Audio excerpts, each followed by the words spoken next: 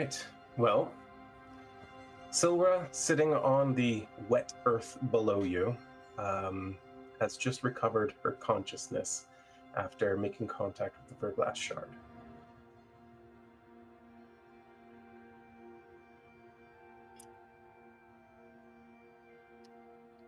I believe Ren was in the midst of asking Silra, what is the nature of your magic? May I ask? Is it something you studied or? Well, I mean, magic's a part of me with being a drow, but Of course. yeah, I guess a lot of my magic deals with research and study. Certain specifics,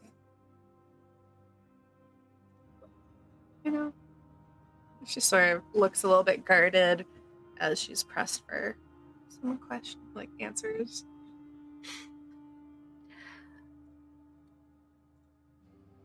I understand if you don't like me prying. It is a little concerning when you can hear Verglass whispering to you, and it has that sort of interaction with you. And if you're going to be traveling with us, and we're going to be dealing with Verglass, you can understand my concern. Well, what do you know about warlocks? That's a good question. What would Ren know about warlocks? It's a fairly high magic world you're living in. All forms of spellcraft are fairly well developed, so you would at least know that the nature of a warlock's magic is based on a pact with an otherworldly being. I see. So you're not exactly studied into your magic, not like a wizard. Yeah, not like a wizard, but there's a pact. And I had to do it to be able to survive. So there's a lot that I don't know about my own magic, so I guess that is how they keep you under their thumb, isn't it? Keeping you in the dark about certain things. It's a concept I understand well. Mm-hmm. Yeah. All I know is the name that would possibly, though I know at the same time, sorry, I feel like I'm going all over the place, but even the name doesn't give enough information to be able to help explain. But I guess, you're the great old one, and I don't know if that means anything to you at all.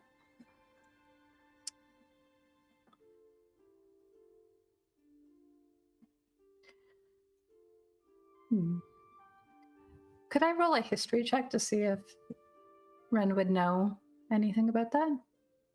Yeah, absolutely. Should I do so in the tower? Yeah.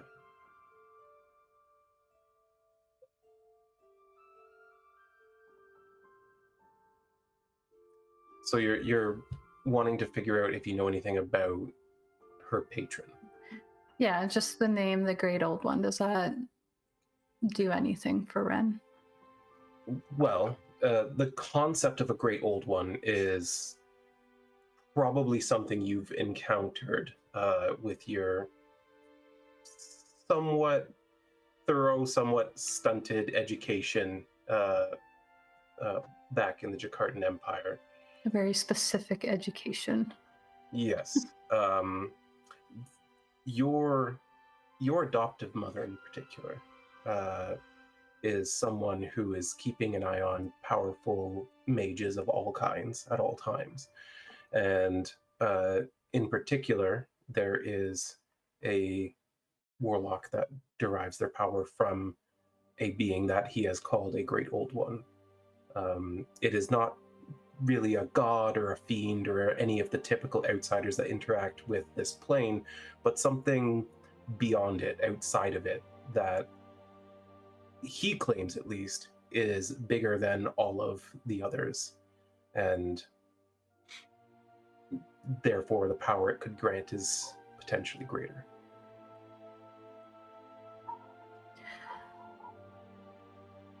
I have some knowledge of this, but I imagine that we traveled in very different circles when it came to magic. Mm-hmm. Are you in this against your will? Were you forced into it? No, not at all. I chose it to, find a way out for my family. You know any other drows? They're not fun to be around.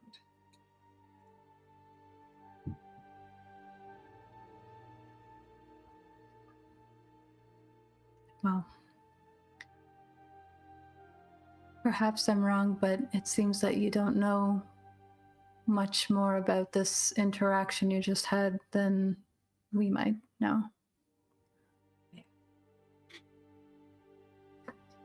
We should perhaps be careful next time it whispers to you like that.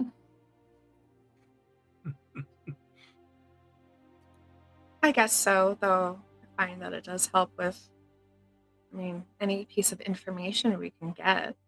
I don't mind falling unconscious. Well, if something like that happens again, I'll just knock it out of your hands with my staff again, and you can tell us what you saw. Much appreciated. Perhaps next time you sit down first. It's probably a good idea. Yeah. You doing okay? She's just like making sure you haven't like bumped your head on the back as she's like propping you up. I think I'm okay. But those are all great ideas. So thank you.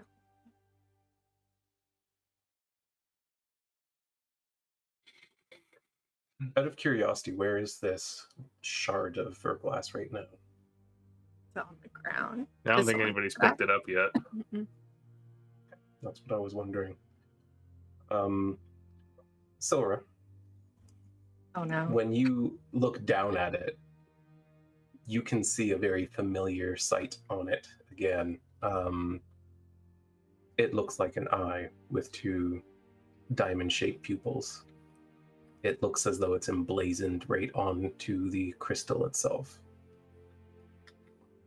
When you see it, you hear the whispers, you feel the desire to take the shard. She is going to reach for it. No, we're not doing that again. Can I try to beat her to picking it up? Let's have everyone roll a quick initiative, and we'll find out what happens.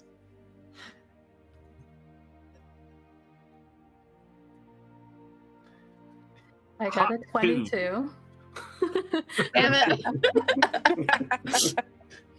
I think Ren's Ren able just to snatch it up. She like kind of steps forward and like kicks it up into her hands and just like catches it. I don't know if that's a good idea right now. I saw, and she will touch her sort of her chest where her pact mark is.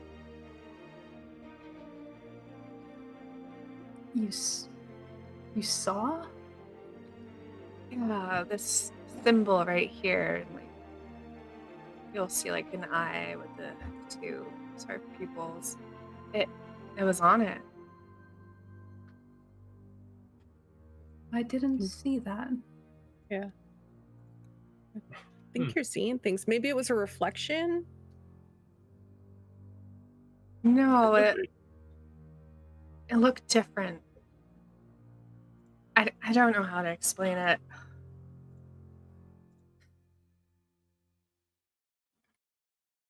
It's probably better not to. Probably best to stay away from that. In that case. Though on the other hand, maybe we would get some answers for her. Well, we might. We are in the middle of somebody else's camp right now. There's still one out there. They will eventually be back. Somewhere safer then. Somewhere safer, I think that's a good idea. I'm glad I thought of it.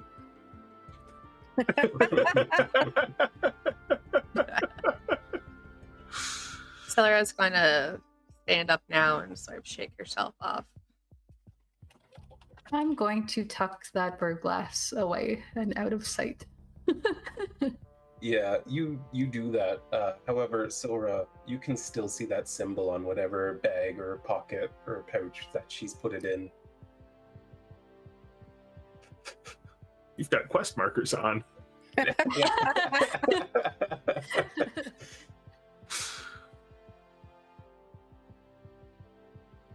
Going to definitely just keep her eye to see if it changes again or disappears. Yeah, no, even as you gather your things and you get yourselves ready to move on, just no matter where Ren goes, you can see that symbol where the shard is located.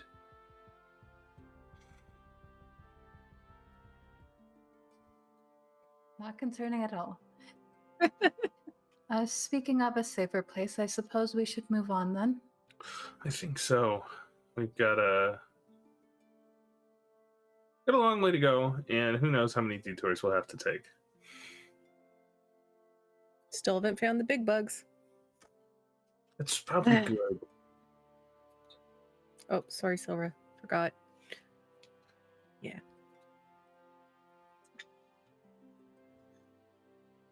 All right. Well, David, why don't you give me a survival check? Whee! And as you head back into the wilds, you continue through the wetlands. Navigating these paths as best you can, you're finding occasional bridges here and there within the Grung territory where they've put down planks and stuff to make it easier to navigate. Despite being amphibious creatures, by nature, they seem to have some sort of reason to not be in the water if they don't have to be. But quickly, the structures that you've seen around here fade, and you're back into traveling the wetlands. About an hour into your travel, once again, the skies open up and a deluge of rain hits you.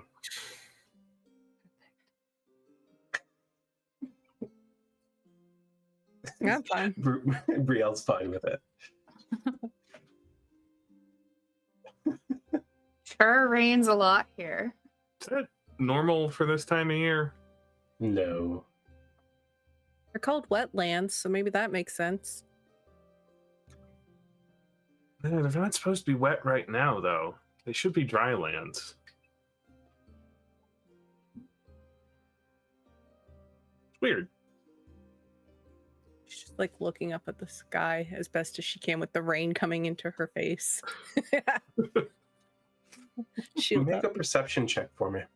Okay. Ooh.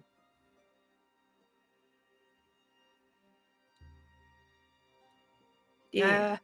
That will be exactly enough. Wow. Ooh. For a brief moment, you see something in the thick gray cloud, silhouetted by the sun behind it. Something long, with many limbs, sort of weaving its way through the cloud. Silra, I'm gonna need you to not look up right now. But Rowan, if you could maybe like look in that direction. Do you see there's something? I look in that direction. Yeah, give me a perception check also. Nope.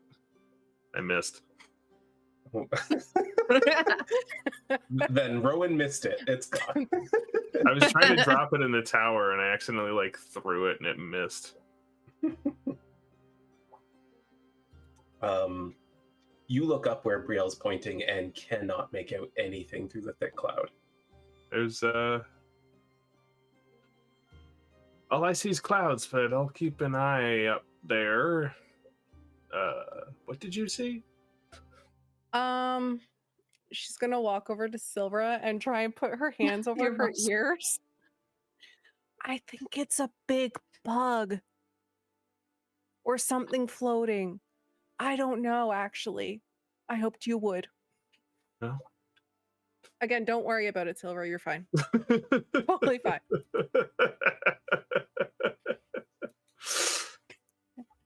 What's that 12 about, Silva? Trying to decide if she hears or doesn't hear. A big hug. You want a hug? Okay. Oh. She like hugs Silver. She's gonna be like, Yeah, Brielle, you wrap your weird. arms around her and your hands go into like caked on mud from when she was laying on the wet ground. Sorry. I like wipe some of the mud off. Okay, but maybe be alert. Maybe. It could be, it could just be ants, like the ground thing. I could be wrong. When she like stabbed the floor and she was like, hold on, guys. The earth's breaking, but it was just like ants coming up.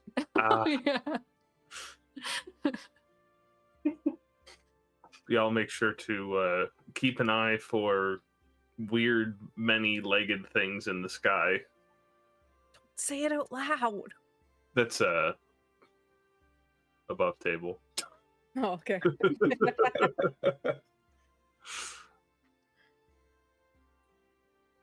All right. Well, I assume you press on through the cold wind and the rain and all of that. Out of curiosity, is anyone wearing like cold weather gear or anything specifically meant to resist the elements? No, I'm just wearing 2 layers of clothing. Give me that con save. Yeah, let's take some con saves.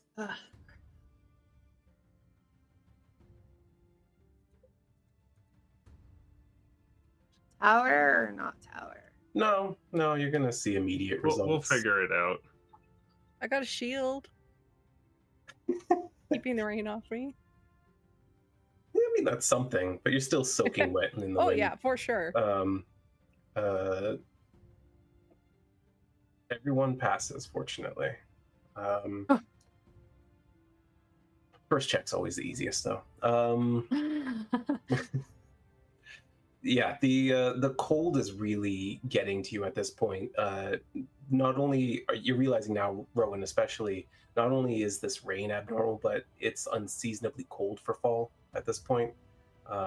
You are going north, and so you figure maybe it's just a northern wind coming off the mountain, but it's the speed at which the temperature is dropping is a little concerning to you.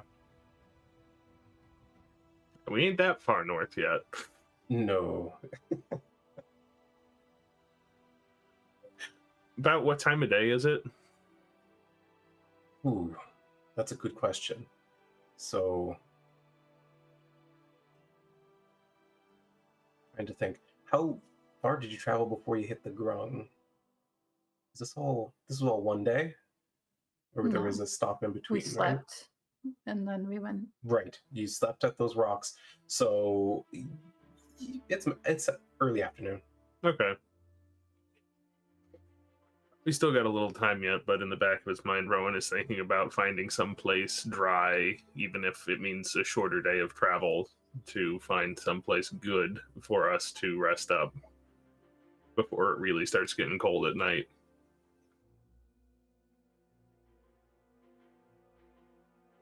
Reasonable. I will point out with your survival skill, you are leading them. You are finding paths. Like, you're making your way through this. For whatever speed you've lost in previous days, you feel like you're making up for it now. And you're sort of like getting used to the way that these wetlands lay out, and you're noticing this pattern to the earth. As you get closer and closer to the mountains ahead of you, you're finding that you're coming up a little bit in elevation for each hour of travel. And so you would reason that probably by nightfall you can get them out of the wetlands. Marvelous.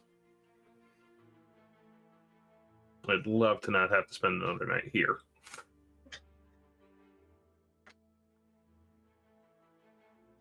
Anything anyone else is doing while you travel? I think I'm trying to stay a little bit a ways away from Brielle just in case she decides she also wants to hug me. Totally Wow. fair. That's valid. That's totally valid. I'm keep looking up at the sky to see if I see that weird thing that I saw before. All right.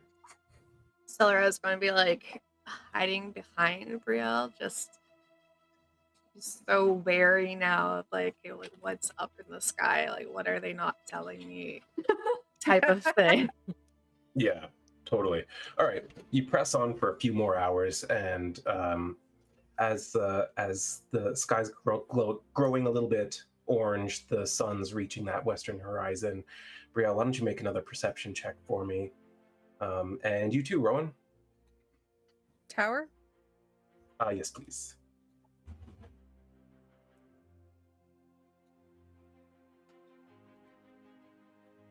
Cool. Well, Brielle, you don't see what you're looking for, but what you do see is that the clouds are thinning ahead of you. It looks like the worst of the weather may be past you as long as you keep on moving. Rowan, you spot in the distance what seems to be some stone structures. Not like cut stone, but rather structures made of a single stone each. Interesting. Yeah, I think I'm going to point that out to the rest of the group. Like, look off over that way. There seems to be some sort of settlement, outpost over there.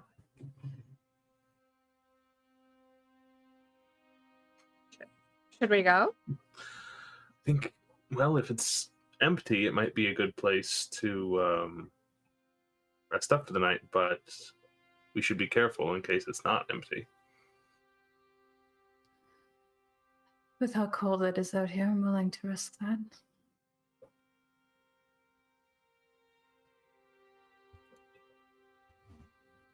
We'll start heading off that way. About how far away is it? Oh, it's a ways. Like it's you have to travel probably another hour towards your destination, but with your perception and your ability to kind of suss out nature and everything, you see this sort of semi-natural thing in the distance. The very fact that there's multiple like rectangular stone shapes with seemingly openings in them kind of stands out to you. And as you press on, you do in fact like step up onto a plateau finally out of the wetlands. The stone here is a little bit wet, but it seems to be drying. It's a whetstone. Yes. If you need to sharpen your blades, this is where you can do it. Perfect. Good to know.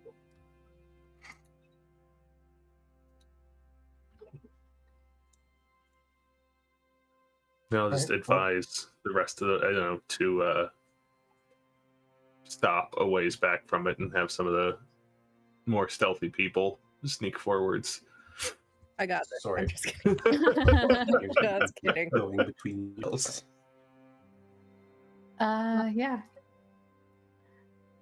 Silra, would you like to accompany me? I mean, if you think she's stealthy, then yeah, sure. Didn't she stealth before, or was it Rowan? I think she tried to. I don't know if she was good or not. I did. Okay.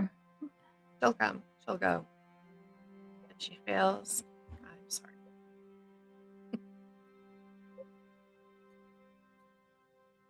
Oh, I meant to do that in the tower. Oh no.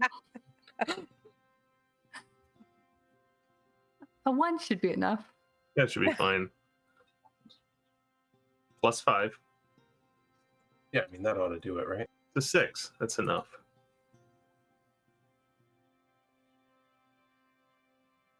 I'm having trouble here. Sorry, guys. One sec. Uh-oh. Technical difficulties.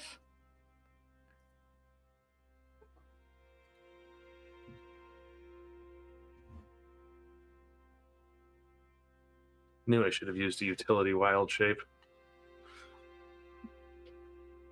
That would have been, Just a little swamp rat. yeah, would have been smart. That would have been so cute.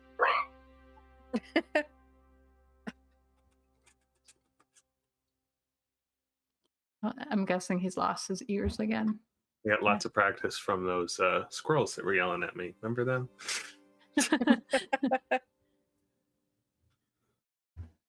You mean the one that was holding the acorn and shocked? Yeah, that one. Yeah. I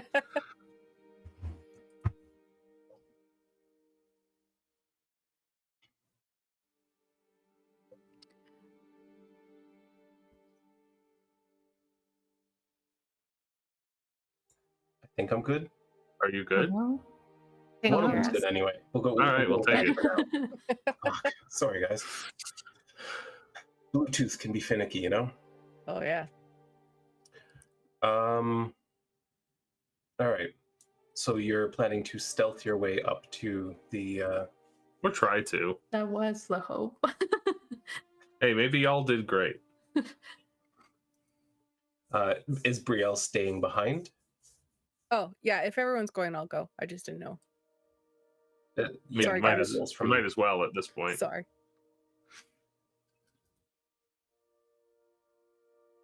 All right.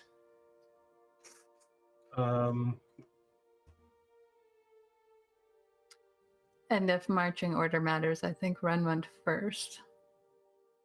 Okay. I'll be at the end. Okay. You guys make your way up towards these structures. As you get closer, you do see that some of them have flickering light pouring out of the openings. As you draw even nearer, you can see somewhere behind several of the structures is a larger glowing light casting light against some of the walls that you can see. There are humanoid shapes moving around within. Not grunganoid shapes. I mean, at first it's hard to tell, but as you do kind of make your way in a little bit further, you see that they are medium-sized, not hopping around, but walking normally.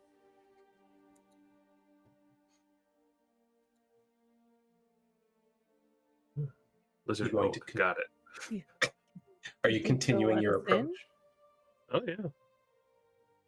Sorry, I'm just reading something. I don't know that I'm about to screw this up.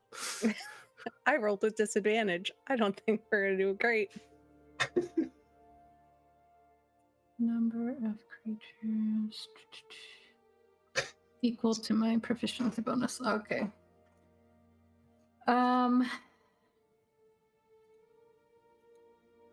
Yeah, I'm not going to do that. I was going to establish a connection for us psychically, but I don't have enough to do all of us, so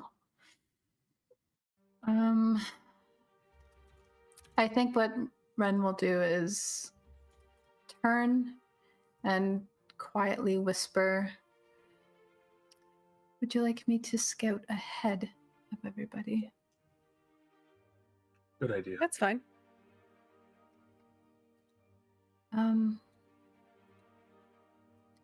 I will contact one of you if something goes wrong. She's gonna then just kind of slip away. I don't know if you want me to roll something separately for that. Nope. I'll keep your stealth roll. Ren, you're able to make your approach towards the seemingly little hamlet, maybe an encampment of some kind. And you're able to get up to one of the structures, moving from rocky formations to the sparse bits of vegetation. There's sort of like these dry plants kind of sprouting out where they can between the rock and the sandy areas. As you come up to the structure, you can hear a man's voice within, speaking in a way that can only be described as it sounds like rocks falling on the floor. Interesting.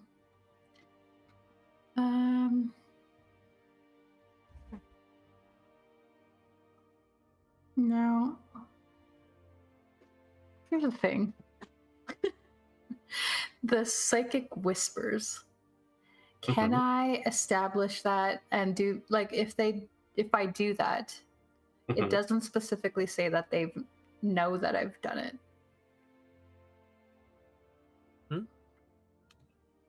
Does it not have to be a willing creature? You can establish a connection between yourself and someone and creatures you can see. Yeah, so you do have to see them, but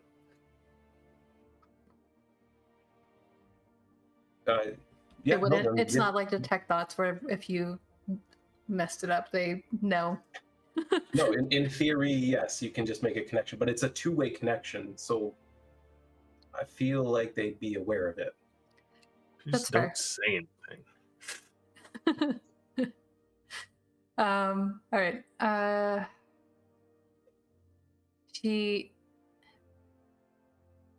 Is there anywhere that she can position herself to see who it is that's talking? Yeah, there's sort of like a small window up near the top, a little bit of smoke kind of billowing out of it. All right. Yeah, she's gonna, if she can reach it. Yeah, so you pull yourself up and kind of peer in. You see two humanoids, both of them with brown and white colored skin. They have sort of an earthy look to them. One is a man. He seems to be wearing a breastplate made of stone, and across his lap is a halberd. The other is a female, and she is putting stoneware plates down on this table for each of them.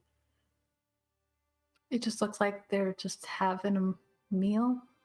Yeah. Though as you watch, the man kind of stands up and in common tongue says, "Hold on, I have to piss." She's gonna let herself down and I think slink back to where she came from. Yeah, you lower yourself, and as soon as you turn to start walking away, he rounds the corner and he says, "Halt!"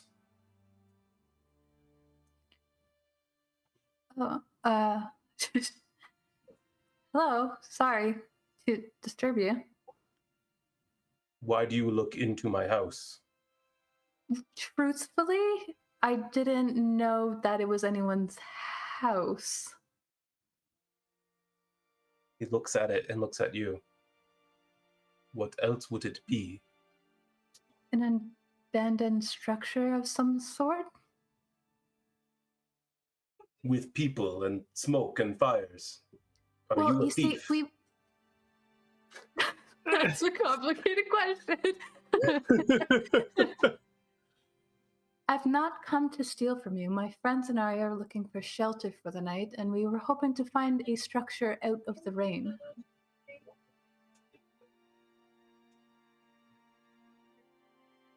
"I see no friends, I only see one thief." I haven't stolen anything, and you saw me leaving.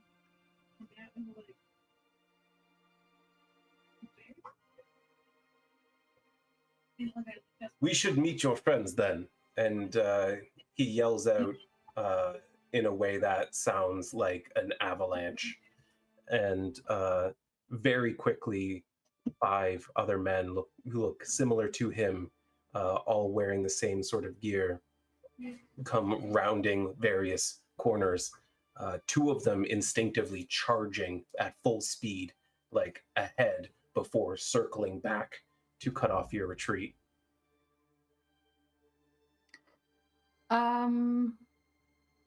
That's going to be a problem because my friends are that way, where your men are cutting me off. That is good. We will walk together. I'm perfectly fine with this. She's going to walk them over, yeah. She's not too concerned.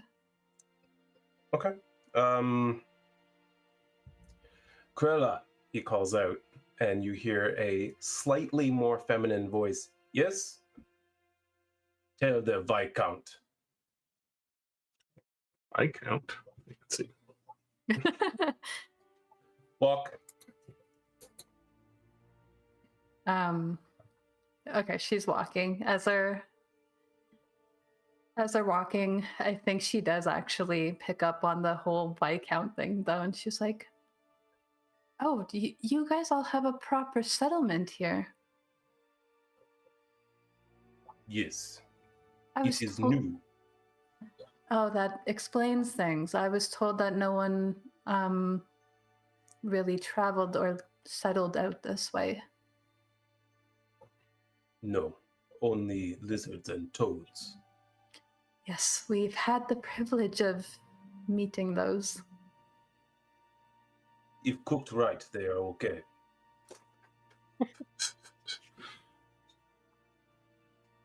I am terribly sorry to disturb you. I really wasn't sure. We wanted to make sure that we weren't walking into some sort of ambush, and I suppose, well, and she kind of gestures around her. He nods. Yes, we do as well. That makes sense. They are right this way. So the rest of you see a group of 7 people walking towards you now. I brought friends. Hey! Wait, so you actually know them? Hi, I'm Brielle Emberglow. Nice to meet you. Do not raise your weapon or you will die. Oh, All right. Wasn't planning on it. put her axe in her belt loop. Sorry. These don't seem like friends. We find this one looking in window. Yes, it's true. I did do that. Yeah, what? It does have Okay. a tendency to do that. Got a better way to Perfect. decide whether or not we're walking into a frog or lizard encampment? Frogs cannot build with stone. Lizard too dumb. Who's to say they built it? Maybe they found it. That I cannot argue with.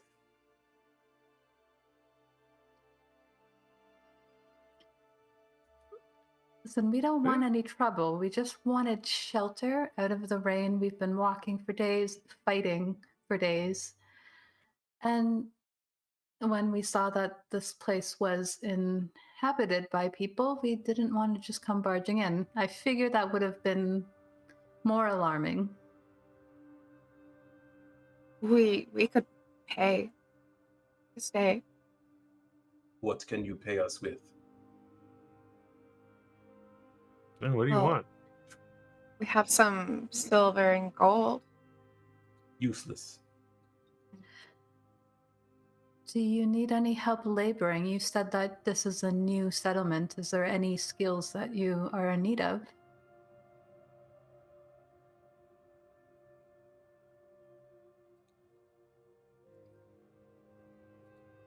No, I believe we have what we need. Do you need any rope?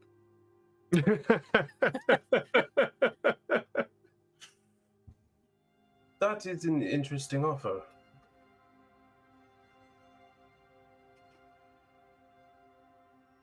Rope is hard to come by. And I do have a crowbar. Also, I don't know if that would be useful with building stuff. This stone, she obeys us.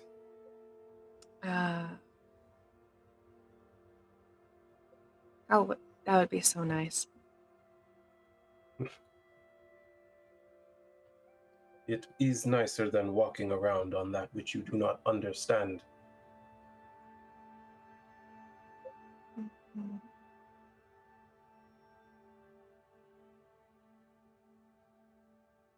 If This you're is not everyone. gonna... Sorry, Brielle. Oh, I was gonna say, if you don't want what we're offering, is there anything that you could tell us that would be good for you? You should Like, go I back could... to safety. That would be good for everyone. Are you not safe? We are safe. But are you? Have we hurt you? You could not. Were you to try? Then we're safe. If we We couldn't are hurt safe. you, if we can't hurt you, then you're perfectly safe. We have young. Does not seem worth it to risk. However, if this is everyone, I do not think we need to fear you. You should meet with the Viscount. I love meeting new people, so that's fine. It really does. I'm intrigued by this, so.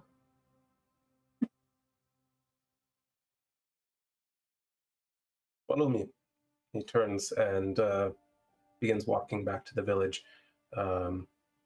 As you join Ren in walking towards it, you can feel the group of men close in on you a little bit. Each of their halberds kind of pointed inward towards you. Though none of them seem to be in a combative stance, they are obviously prepared to attack at a moment's notice.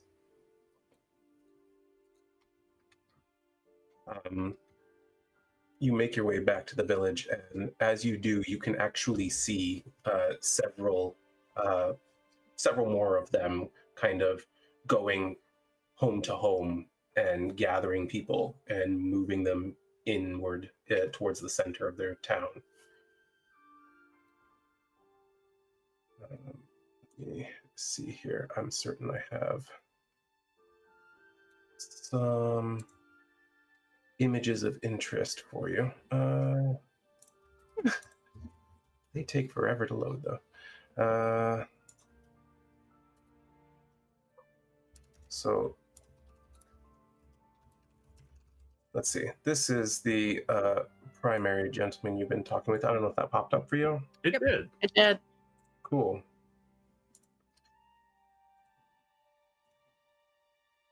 And as you move in through the town, they kind of funnel you in between the structures until you come to a very large central fire pit. It is not burning wood. Where the fire is coming from isn't obvious. There seems to be a cylindrical hole cut directly in the plateau's stone, and the fire is just kind of coming out of it. As you move in towards the group, two more of these men carrying the halberds approach you. Their breastplates seem to be made of more of a silvery metal. And once they kind of position themselves between you and the fire, a third approaches. This one is breastplate and armor made of a very bronze-like, almost gold material. He carries something that could be more considered a staff, and sitting at the pinnacle of it, it's almost like a spear. Actually, I'll just share you the fucking image. So at the pinnacle of this staff is almost a spearhead made of pure verglass. Oh. Ren is going to look at Silra to make sure that she's okay. Silra, you hear a bit of a whispering cacophony in like the back of your head. However, it's almost like a repulsive one, as if warning you against that particular shard. Just going to look at Ren and just be like, Ren doesn't know what to make of that, so she just Oh, continues. wait. Couldn't use her awakening mind and Okay. actually speak because she can do that. She's just gonna say, "I'm fine. It's saying I should not touch it, or like to stay away from that one. And this is a two-way thing. She can communicate back to you. I believe so." Then Ren is just like, I'm not sure if that comforts me, but I'm glad to hear it all the same.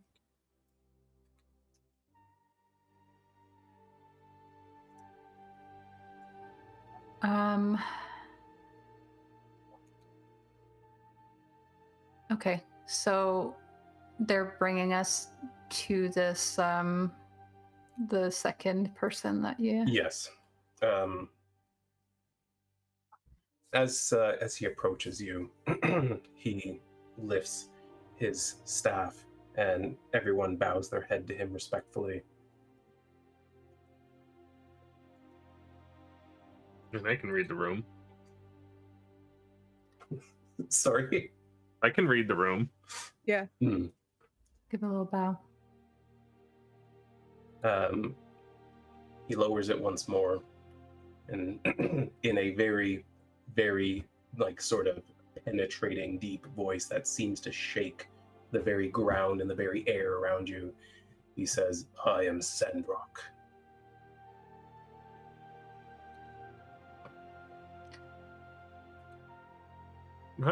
Hi, I'm Rowan. Okay, we're doing intros. Hi, I'm Brielle. Nice to meet you. Delra. What brings you here? Well, we're kind of on a bit of a long journey, and this is the first suitable structure that we noticed that might give us proper shelter out of the wetlands and the rain. We had no idea this was a settlement belonging to you or your people.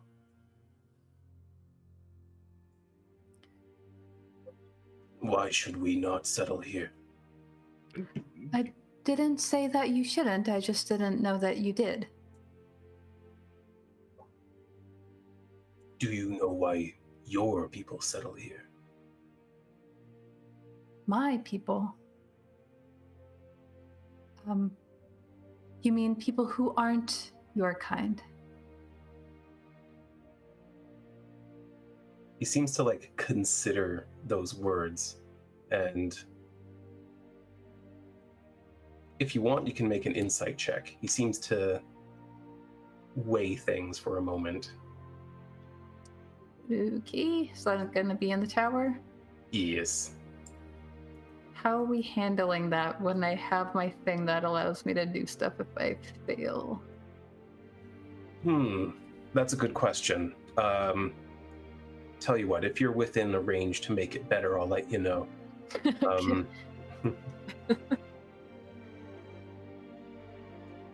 As far as you can tell, he just seems to be thinking on it a moment before giving you the obvious answer. Yes. I would assume because of the resources available here.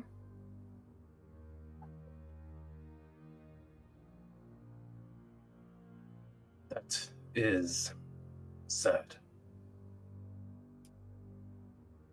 I can't say that I disagree with you. That is how the world works, nonetheless.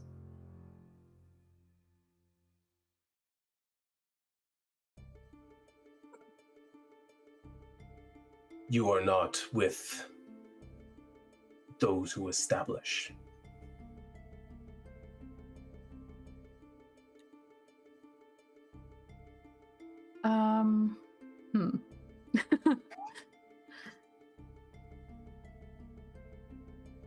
Well, I do belong to a family who has somewhat of a stake in it, I suppose, if that's what you mean. I'm not here to take your land. It cannot be taken. Precisely. We're just traveling through. We're looking for somebody. We have yet to find any evidence that they are where we traveled through, so we're continuing on. Who do you seek?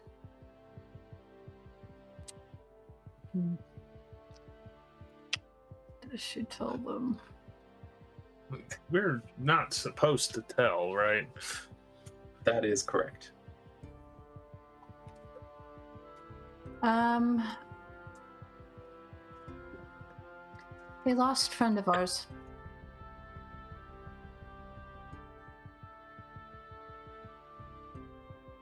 He's important to us.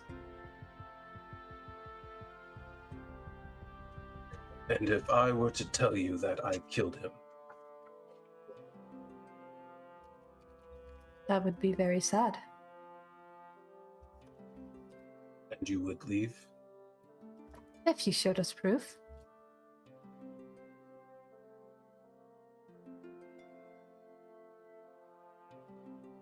He snaps his fingers. One of these silver-plated men kind of takes off at a slight jog around the fire. He comes back a moment later, dragging two bodies, one a human's, one a halfling's. Oh no. Two other random people. Our friend isn't of the human or halfling variety. And we have not killed your friend. Lovely. Marvelous. Again, we're not accusing you of anything. We're just looking for a place to stay. If you would... We would even offer our skill if you would have need of it. What I are you heard- skilled at? Well, my friend Brielle here is very skilled at smithing, aren't you, Brielle? Yep. I'd like to think so. I could look at your stuff if you want. My friend Rowan here is a very skilled healer. It's true. As for myself, I'm not sure that you would have need of my particular skill, though I did hear that you had young, and I know that sometimes they can be a handful. I'm pretty good with kids, if you would like.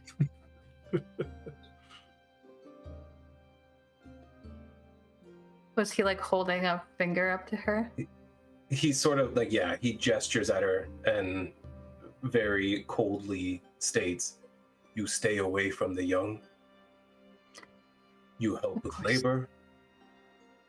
You give us rope offered, and you may stay. In the morning, you continue on peaceably, or yours are the next bodies in our storage." That sounds like a good deal to me. Silara's just gonna like pull out her robe and offer it to him. One of the other men takes it from you, and then one approaches Brielle and just says, "Come." Sure. He walks with her over to where there's some metalwork being done right now, in fact. And as you approach, the very, very broad-shouldered Earth Genasi woman who is hammering out a plate of what could easily be mistaken for steel, but to your experienced eyes is some sort of alloy you're not familiar with. She kind of very excitedly goes, "I would like to see what you can do." Shit. Okay.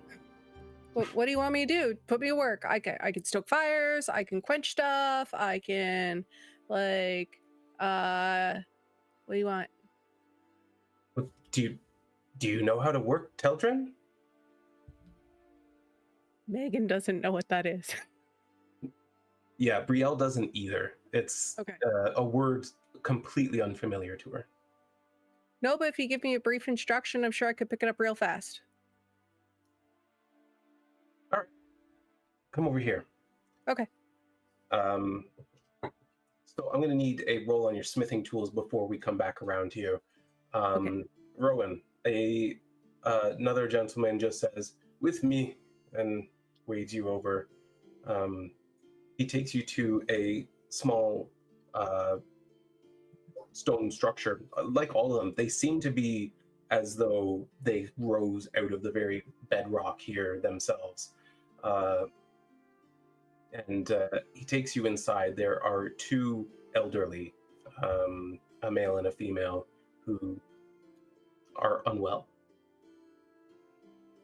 What seems to be the matter with them? Crushed leg, sickness. The leg, I can definitely get you fixed up right now. The sickness might take longer.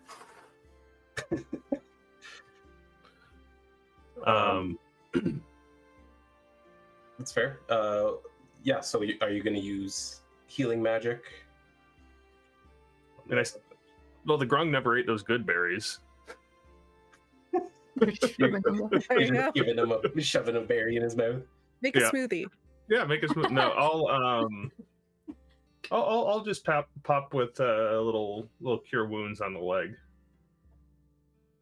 Yeah, you've done this 1,000 times, and you see flesh begin to mend, bone sort of rights itself and pops into place. Immediately, he just kind of sits up and he's like, "Oh, I've never had my leg heal that fast." I'm good. You're very good, very good.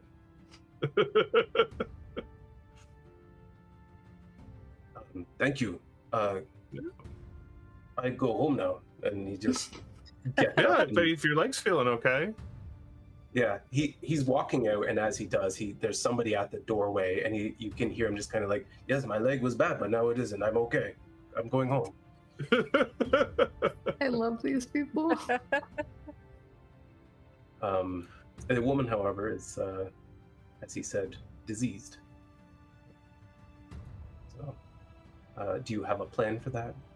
I would like to make a medicine check to see if there's anything I could do with my herbalism kit to help with that. Yeah, absolutely.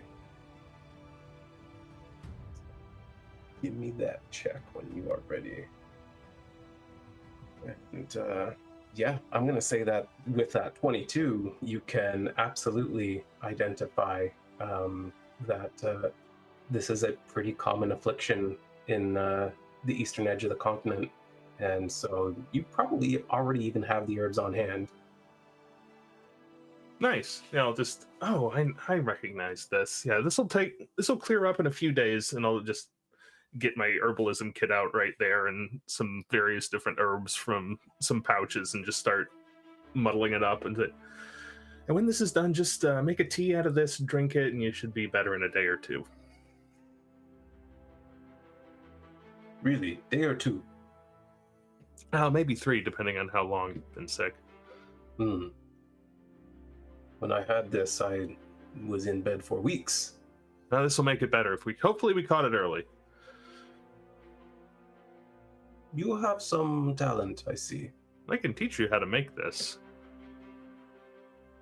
He immediately pulls out a book and starts writing down the instructions to make this tea. However, you notice that each letter he writes seems to be a differently shaped rock. This is just Shanks' self-insert. Very meticulous. Self-insert? Yeah, you're very meticulous about rocks. Because of the map making, I get it. Yes. Yeah. You got there. Is there anybody else here who's injured or sick? We can hopefully get you patched right up. No, we are mostly healthy. We are resilient. That's good news.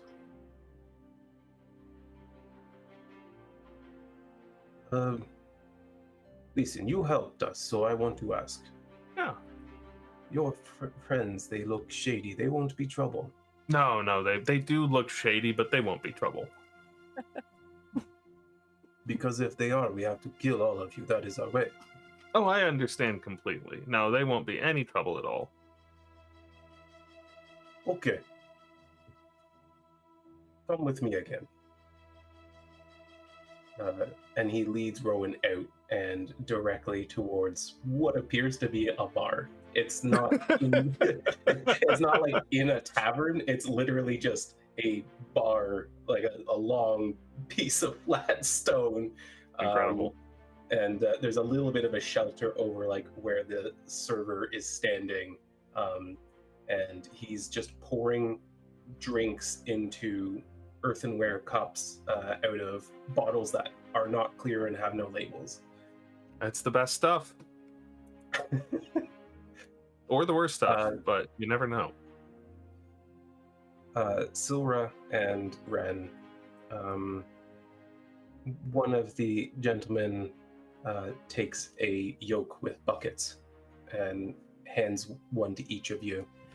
We get water. Okay. We can do that. I can certainly try. We can definitely try. He leads you not in the same direction that you came from, sort of like further west and south, seemingly taking you to where there's a stream coming down off the mountain that doesn't connect to those wetlands. And why don't you two make like an acrobatics check or something, or anything you feel is suitable to balance these large buckets of water without spilling all of it.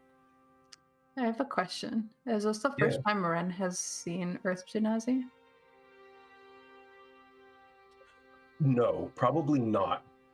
This is the first time you've seen Earth Genasi like this. Okay.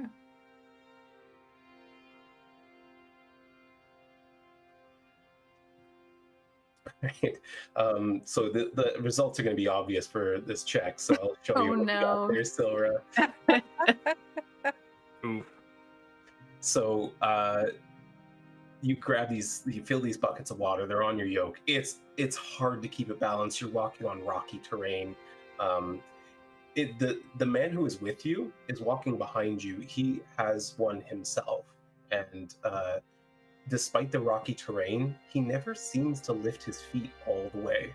It's almost as if his feet kind of move through the very rock as he walks forward. He doesn't spill a drop, nor does Ren. But Silver, the whole way, you're kind of like tripping on a rock and spilling a little bit, and you go, oh shit, and you try to compensate, and you spill another one.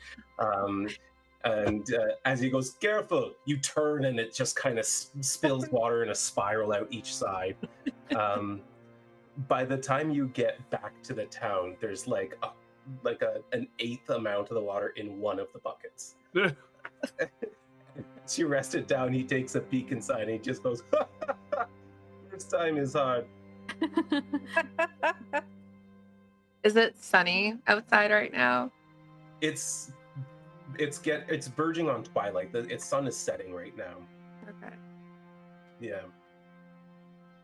Oh, there goes Just that want to excuse. blame it on that. It's just a skill issue. Skip you. But you did give us rope. That was nice. Is there anything else that is rare out here, like rope? Vegetation is hard to come by. We grow what we can. Mostly we eat lizard tail. It's not so bad.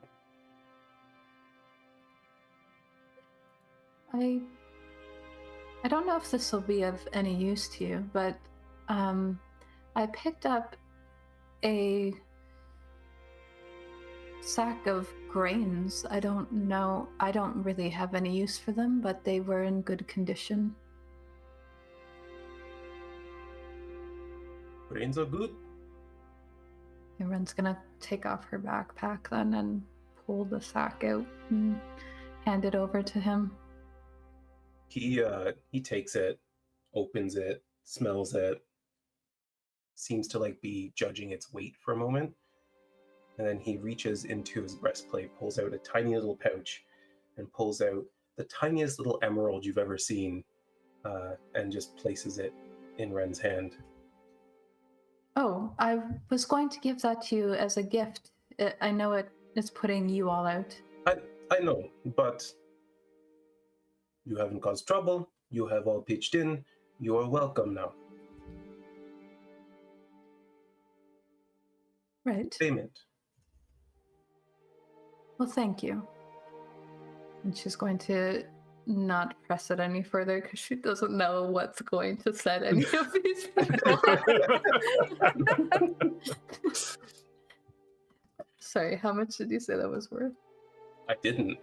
Okay. You've never seen an emerald this small, and it's like cut perfectly. It is shining brilliantly in the light. Probably worth more because it's so difficult to cut one that small. Okay, cool. But honestly, to him, it seemed like a gesture of appreciation more than like, this is extremely valuable. Mm-hmm. But they clearly have no care for silver and gold, so who knows what that means to them. But he says, good, come, and leads you as well to this bar that is just outside near the massive fire hole in the ground. Brielle, Yep. did we get a smith tools check of some kind? I don't know how to do it. Yeah, that's fair. There's no real like button for tools in Fantasy Grounds. I should talk to them about that. I met their community manager today, unrelated. There you But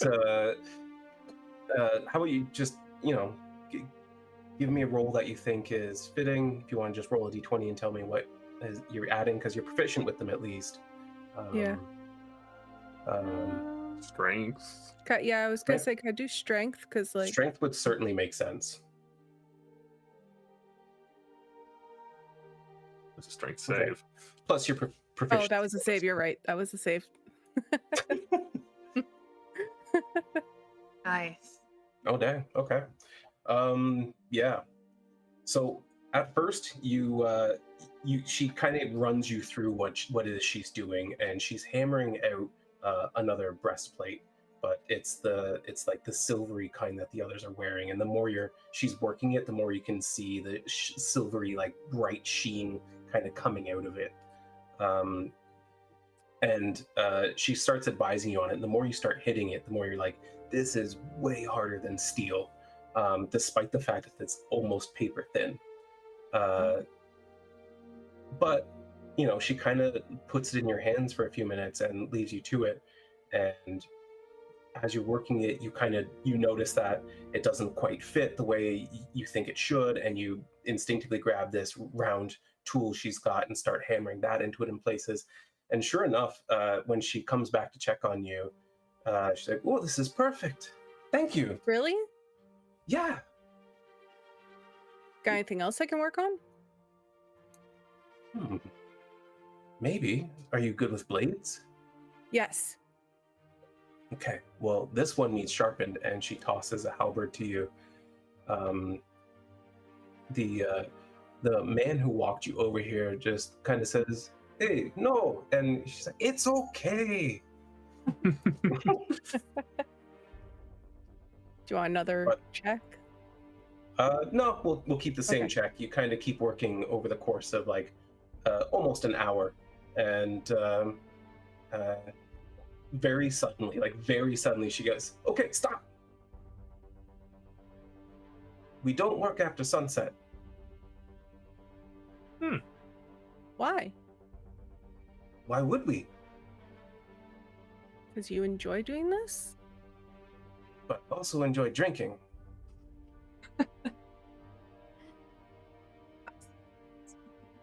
I don't know if I do. That's okay. Just come and sing.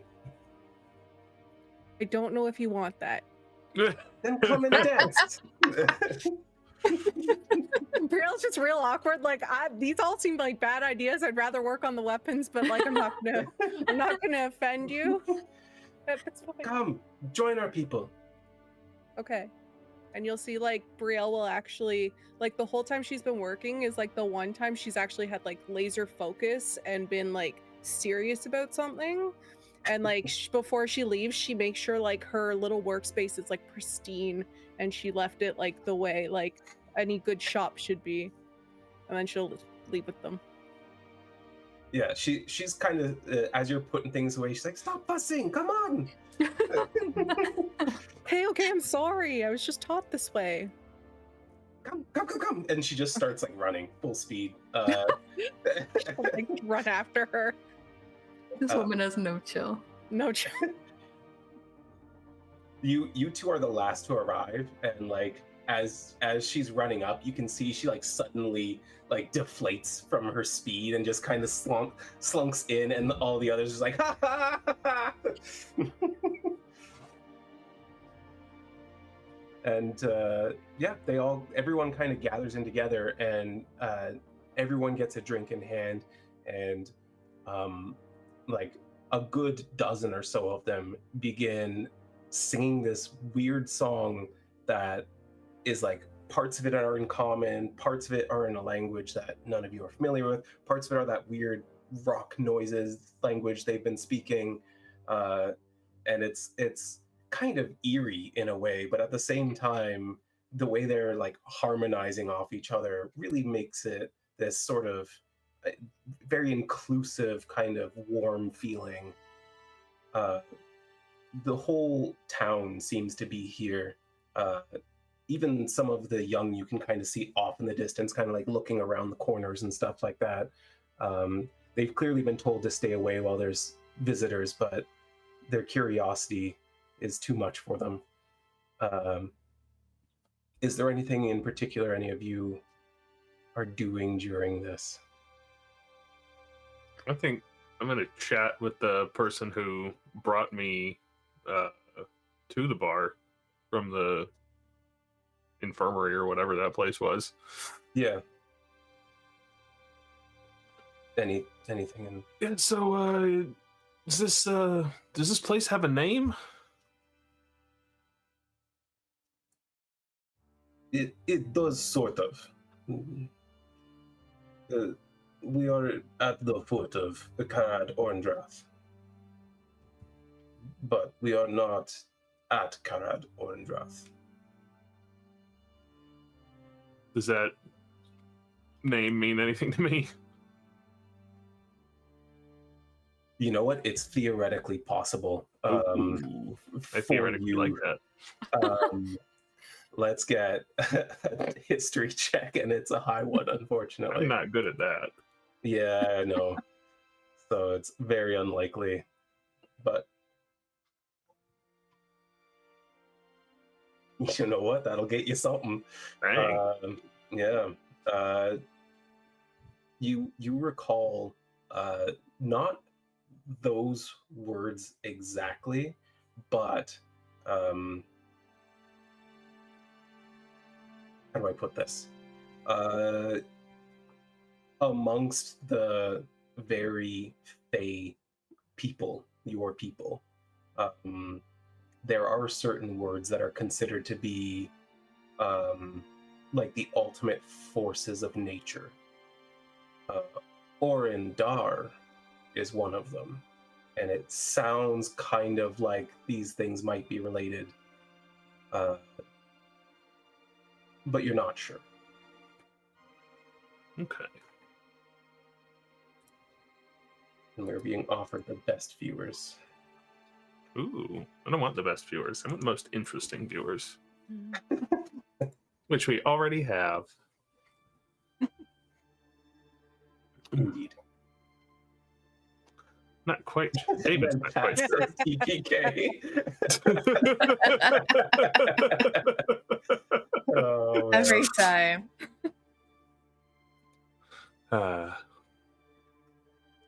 So you called it near Karad Orndrath or something like that? Yes.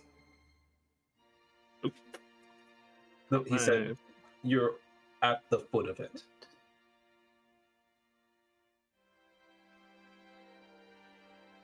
Horndrath. Okay. Well, think about giving it its own proper name. Near another place is pretty good, but more people start living here, you're gonna have to have something to refer to it by. Yes, but we will move soon, I think.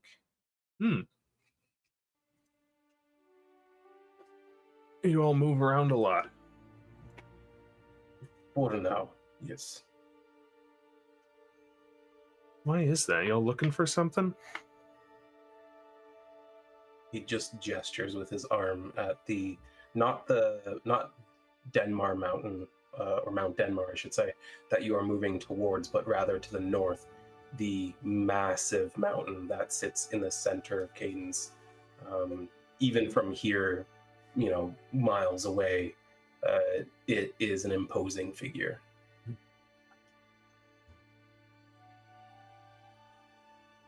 Just kind of look that way.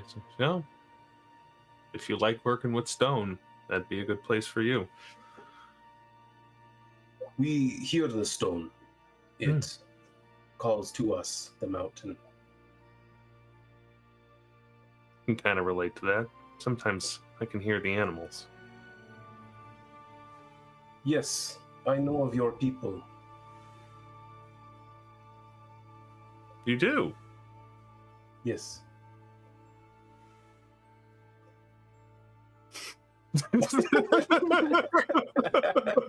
He doesn't seem to be picking up on your social cues. The druids or the Eladrin, the both? Is this Eladrin Sylvan? Yes. Yes, that is who I know. Interesting. 3 of them. They are red, mostly, not like your green. I've been red before. It is a nice color. Well, it usually only happens to me when I'm very,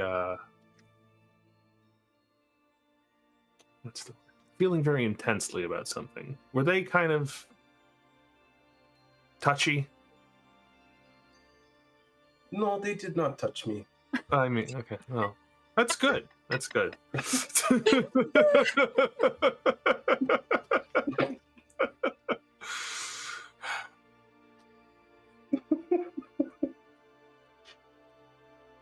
Anyway, we'll chat for a while.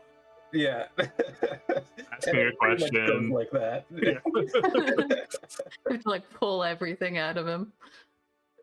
While this is happening, can Silra sort of cast dancing lights and sort of a performance while they're singing and everything? Oh yeah, absolutely. Describe what that looks like for her to use these dancing lights in this way. They're the glowing orb sort of shape, and she's trying to guess their song while they're singing and everything to sort of match with it. Fair enough. Yeah, so they're kind of changing hues and going up and down and trying to match the tone of things. And as the song kind of evolves and changes, you're realizing that there doesn't seem to be a set way to sing it. They kind of seem to be improvising on each other at any given moment.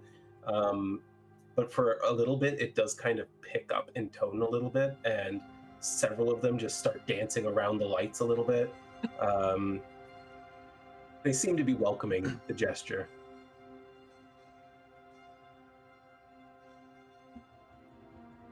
Yeah. She'll try to join in on the dancing. She's not great at dancing. Give me a performance check. Okay. I'm going to use my advantage because of inspiration.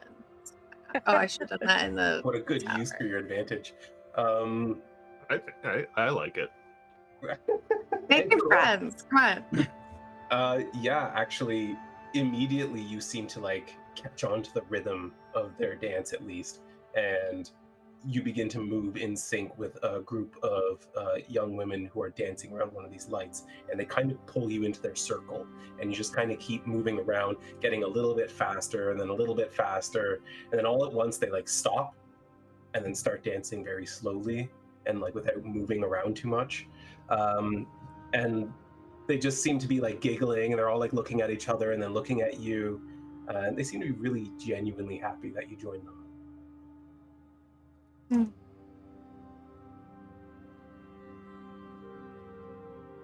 They stop every time. Wow. All right. On that note, Ren, what are you doing during all of this?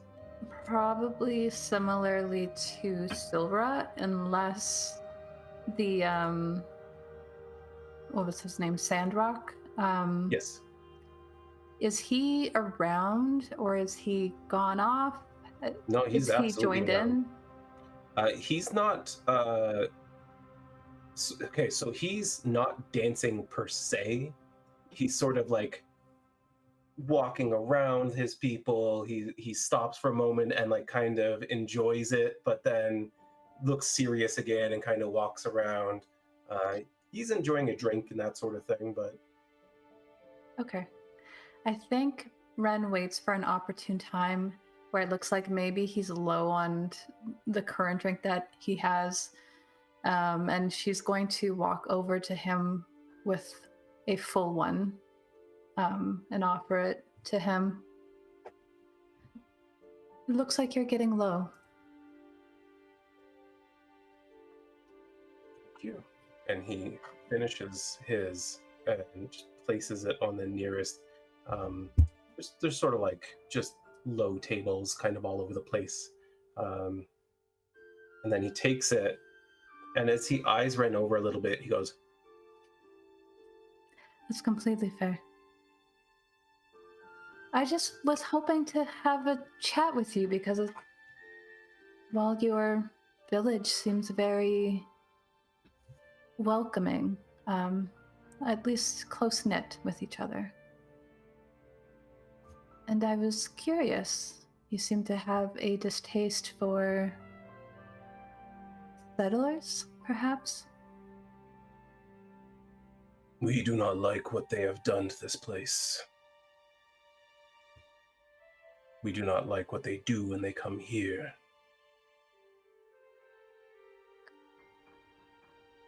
That's understandable. I'm mostly curious about how you guys run this so smoothly. You all seem to do your part. What? I guess I'm just interested in stories of the chain of command. It is not a chain. I am in command.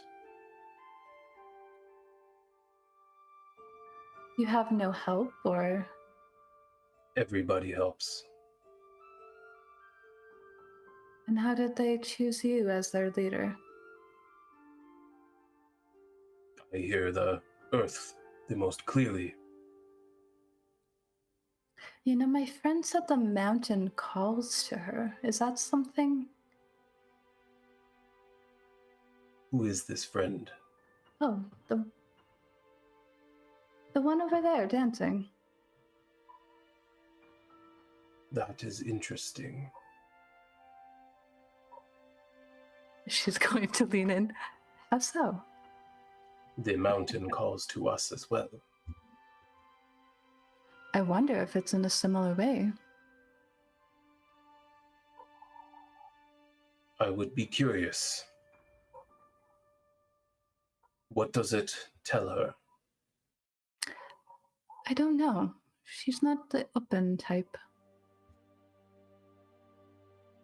What does it say to you? Mostly that it is in pain. Oh. Are you intending to help it? If I can.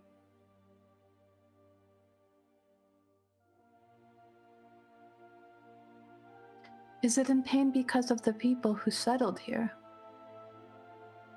I do not think so, though they do not help it. Something else is ailing it. Yes, Yes, something greater. Does that trouble you? Yes, so much so that I leave my home to fix it. Oh, you're traveling that way then. Not to that one. To that one. Which one is he pointing to when he says that one? The large central mountain. Okay. Colloquially, people have begun referring to it as High Father around the various towns that have settled on Cadence, though it's not really an official name. It's just what people started calling it because they're like, what do we refer to this massive mountain as?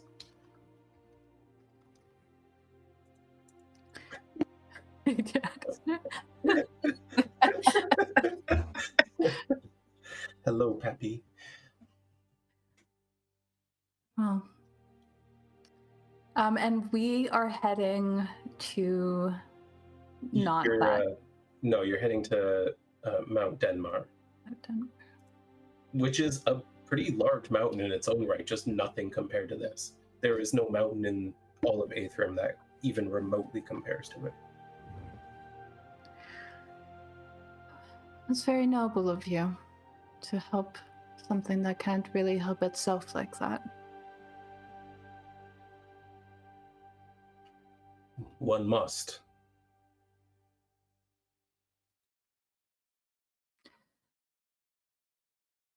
Is it of an impact to you if you don't?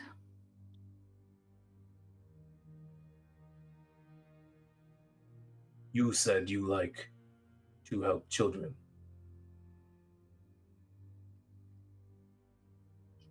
Yes, I suppose.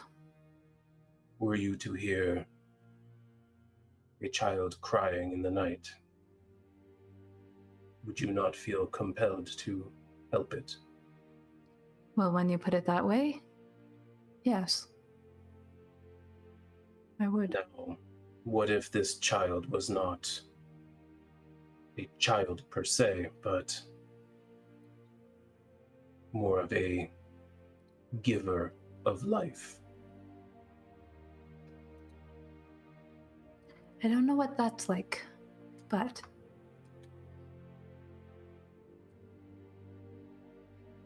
I suppose I would, yes, I would feel compelled to help. Do you feel like it's a burden to you, though? No. The only burden is withstanding the suffering.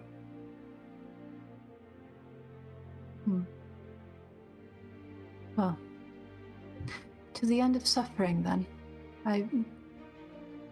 I appreciate your hospitable nature after the initial rough patch in the greeting, which was mostly my fault. And she's going to raise her glass to him. Yeah, he bangs his glass against yours quite hard because they're not glass, they're actually stone.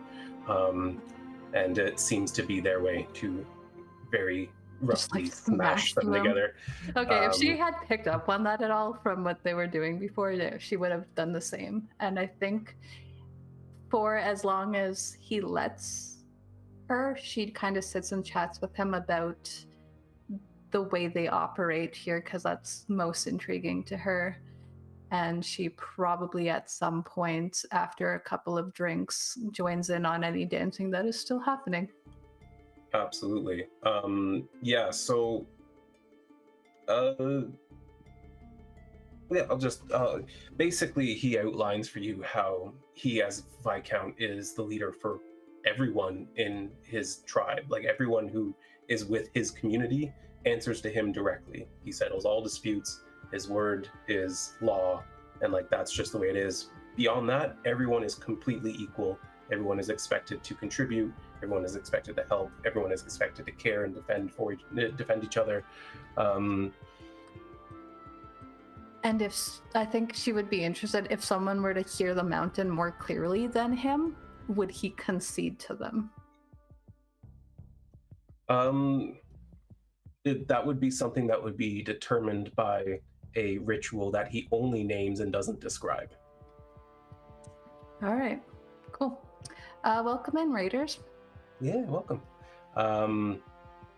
But then he does also explain to you that they are one part of a larger family, as he would call it. And that there are others like him who similarly lead smaller groups, and then there is one overall who decides the direction for their people as a whole, though they don't actually manage any of the smaller groups.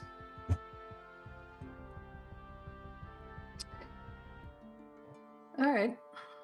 Yeah, she'll keep talking to him, and I think also she still looks like a Triton right now. At some point, I think she's like, "Don't be alarmed," and reveals her like true form to him with thorough explanation if he's never seen the changeling.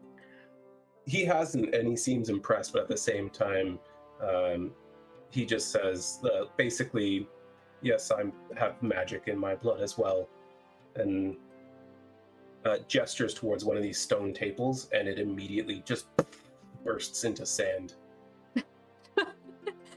Someone out there just like, he's always doing that. It's really not an inconvenience for these people. I tell her that the person whose drink was on there. It would have been the one with his empty cup. It's fine. Hey, we're on episode 3 of a new campaign. We're like twins. Brielle, what are you doing during this party? So she would have followed the woman to get a drink. Mm-hmm. And then she would have been looking for Silra, who's her drinking buddy, but noticed that she's busy dancing. So she'll just grab a drink herself. And then she's honestly just going to look for somewhere quiet to sit, kind of away. She's going to wallflower, essentially. So like, she doesn't know how to talk to people. She doesn't know how to dance. She doesn't know how to sing. She doesn't know anything. And she sees all her friends thriving. So she can't really like feed off of that and mimic it. So Right. She's just gonna like kind of sit down and like be sitting there and sipping her drink and like smiling at the people if they like walk by, or if they're laughing and she sees them do something silly, she'll like laugh to herself or whatever. She's probably staring at the people wearing that cool medal that she was just working with and like thinking like, damn, I really wanted to talk more about that stuff, but she wouldn't give me any more information, and it's past dark now and we don't talk shop, and she's like a little bummed about that. So she's also kind of pouting in a way, I picture, just like, dang. And then she's also watching Ren talk to the Viscount, and I don't know if his staff is always with him or where it is, but she's also kind of eyeing that up as well, not to like steal or anything, but just to admire its handiwork. Yeah, and honestly, even from a distance, the more you look at it, the more intricate it seems to you. You're familiar with infusing magic runes onto weapons, and though you don't outright see any runes on it, something about this staff, it seems to just vibrate with a pure form of energy at all times. As you're kind of sitting there just watching and enjoying this, the smith woman comes back to you and goes, "You make me get the worst drinks and then you just sit here. Dance!" I told you I don't know how. Well, fine, but if you enjoy yourself, come back one day and I will teach you how to make Tenedril. What was it called? Dinadril? Tenedril. Tenedril, okay. Is that a promise? Yes. And she'll make her like shake on it. It's what we do to make promises. No, we bang elbows like this. Okay. And she'll like bang on. As soon as your elbow's out, she hammers it with her elbow really hard. My funny bone. Ugh. I mean, yes, it is funny. Okay. Yeah. It's a riot. Also, the kids are filling your pockets with rocks, and then she just turns around and like rejoins the party. Yeah, you barely, as you look around, you see like two kids just rounding corners, and as you like kind of move yourself, you feel that your pockets are overflowing with rocks. Just every pouch, every pocket, just completely filled. Fine. She'll be like looking at them and then realize, no, we're not supposed to talk to the kids. She'll just like mope her way over and I don't know, try and mimic what people are dancing like, and she's gonna have 2 left feet. Surprisingly, they're not bothered by it. They kind of hook their arms into yours and just start pulling you around, sort of forcing you to be part of this large circle dancing around the fire. Is there anything anyone else wants to do before concluding? Like concluding the night? Like the Or party. just the party? Okay. Yeah. Then no. I don't think so. Well, the dance and song seems to continually change and shift throughout the next hour or two, and the group kind of works themselves up and then kind of lulls a bit, and then works themselves up again, and then all at once they let out this loud cheer, and then the fire just dissipates into nothing.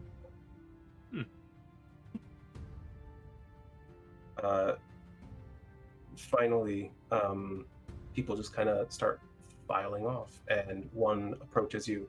You will stay in Habrin's house. Abern? Hebron? Yes, Sounds good. Habrin is not here, so you will stay in his house. Oh, which house is that? Come with me. Follow him. He leads you, and it's like it's suddenly like dark, like so dark, like without the fire, and like it's basically pitch black. There's a massive blanket of stars overhead, but none of the moons rather are in the sky at the moment. I think Ren instinctively, because she could probably see Brielle's just like very faint hair glow, like reaches out and like kind of tugs at her like sleeve and holds onto it since she can't see. Yeah, Brielle's hair would be glowing because it's only circumstantial, but she's probably had a few drinks, so it's glowing.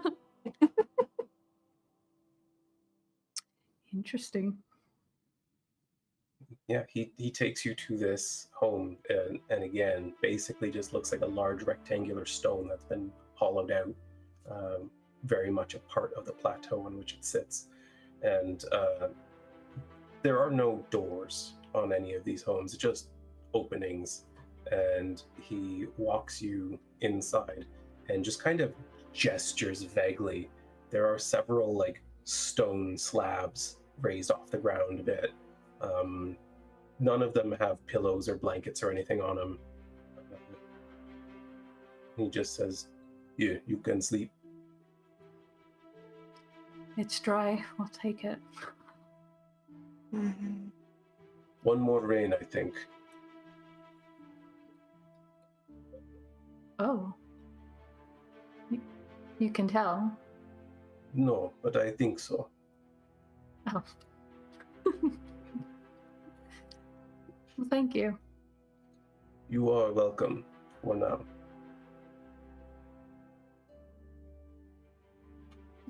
That's all he says before you go.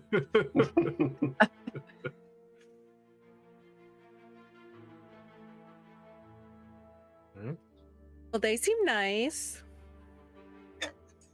They eventually seemed very nice, yes. I had a whole bunch of kids for rocks in my pockets, so Oh, yeah. Quite enjoyable dancing with them. Had an interesting conversation, the Viscount. Yeah. Like you, Silra, it seems that the mountain called to these people. I don't know if it's the same mountain. They said that it isn't well. It's in pain. Well, that's interesting. I don't know what that's about. I don't really know what the mountain's saying to me. Which one? The very large one, though. I don't know if you've heard to it. People refer to it as the High Father. Would that be familiar to her? Yeah, people commonly refer to it as that in kind in other places. Is that the mountain that's calling to her? No, the one that you saw is the one you're headed towards. Oh, that's not the same mountain that I'm hearing. Very peculiar, all the same. I went from not hearing of this as a concept to hearing of it twice this week now. It's weird how stuff like that happens. Yeah. Right? Yeah.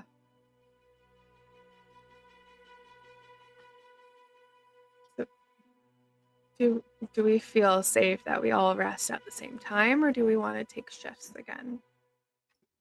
Well, I mean, I'm kind of aware of what's going on around me while I'm meditating. I'll just pull up in that chair over there.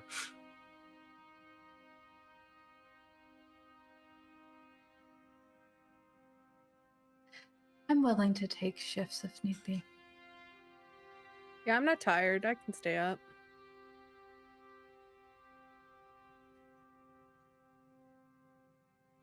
I don't What was think that look for, Rowan? What is that look for, Rowan? She's a little inebriated. I think you should probably go to bed. Why? I think I'm fine. It's like, I remember this. I'm fine. Fine. It's just, you need a little bit more sleep than I do, and we got a lot of long walking ahead tomorrow. Yes, we do. My legs are longer than theirs, so I'm fine with the walking. It's true, but remains to be seen if your legs are longer than the water is deep. That's true. That's true.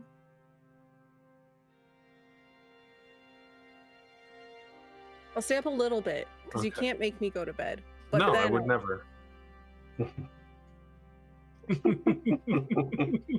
Such a Are Silver child. and Ren actively laughing? Or are they No, that's just David laughing. Oh, here, why don't you just sit down over here? We'll get comfy Okay. on this couch. Here's a blanket. Okay. Depending on how how you are with perception, I think Ren is at least there's like a smile, like sort of flickering at the corner of her mouth in an amused sort of way. That Which would be the same for Silura. is not laughing. Yeah, I'm not perceptive. Now let's get out some a little bit of my ration, some trail mix. And if you need a snack, here you go. The mom Thanks. friend. I love snacks. Here's some snacks and some water. Guys, I'm not drunk. Nobody said anything about that. Oh, okay. I just don't want you to think I'm drunk. No, if she starts crying about it, that's how you know. Yeah. She literally was just self-medicating her awkwardness the whole night. Just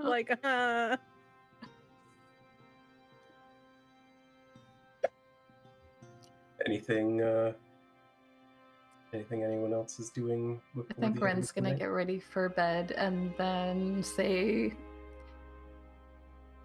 if anyone needs an extra set of eyes when it starts to get light out, feel free to wake me up.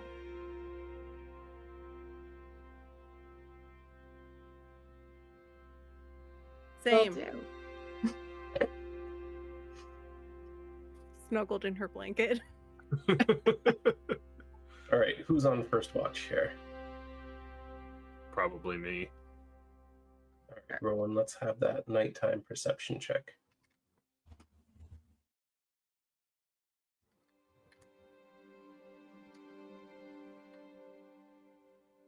I keep forgetting how high your skill is in that. Just you wait. Oh man, my headset's being so weird. I'm good for now, but it switched to just one ear, and I'm like, yeah, Rowan. About 20 minutes into your shift, you like hear someone moving outside the doorway, but they're like not going anywhere. And a few minutes later, you kind of hear movement again. You realize that they've stationed a guard at the door. Hmm.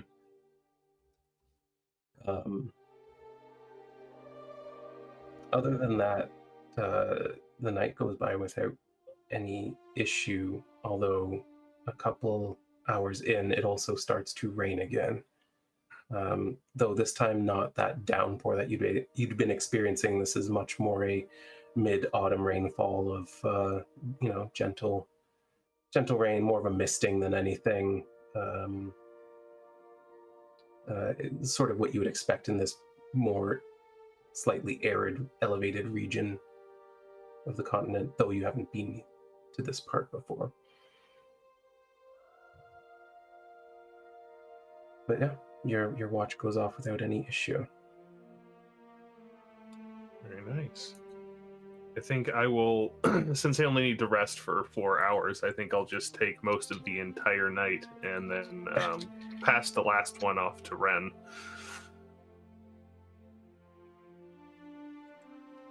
Yeah, Ren, give me a perception check in the tower, please. I said that all weird, but that's okay. Oh yeah, I'm totally Sometimes good I at do weird. those. Or sorry, did you say Ren or? No, I said Ren. Yeah. Okay. Just not very good at them. That's fine. Yeah. So I imagine Silra's up by now if she tranced during those first few hours. She probably is. If you want to, you can make a perception check as well. It's up to you. Yeah, why not? Not bad. Okay. Well, Ren, you really aren't really picking up on anything.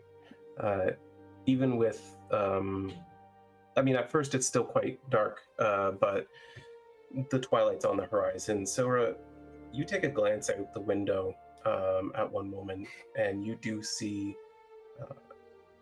very far south in the sky this sort of winding, twisting shape above a high canopy of cloud in the sky. It's hard to really make it out. It's more of a silhouette against the stars, but you watch for several moments, and as it seems to move a little bit further west, the cloud seems to follow behind it.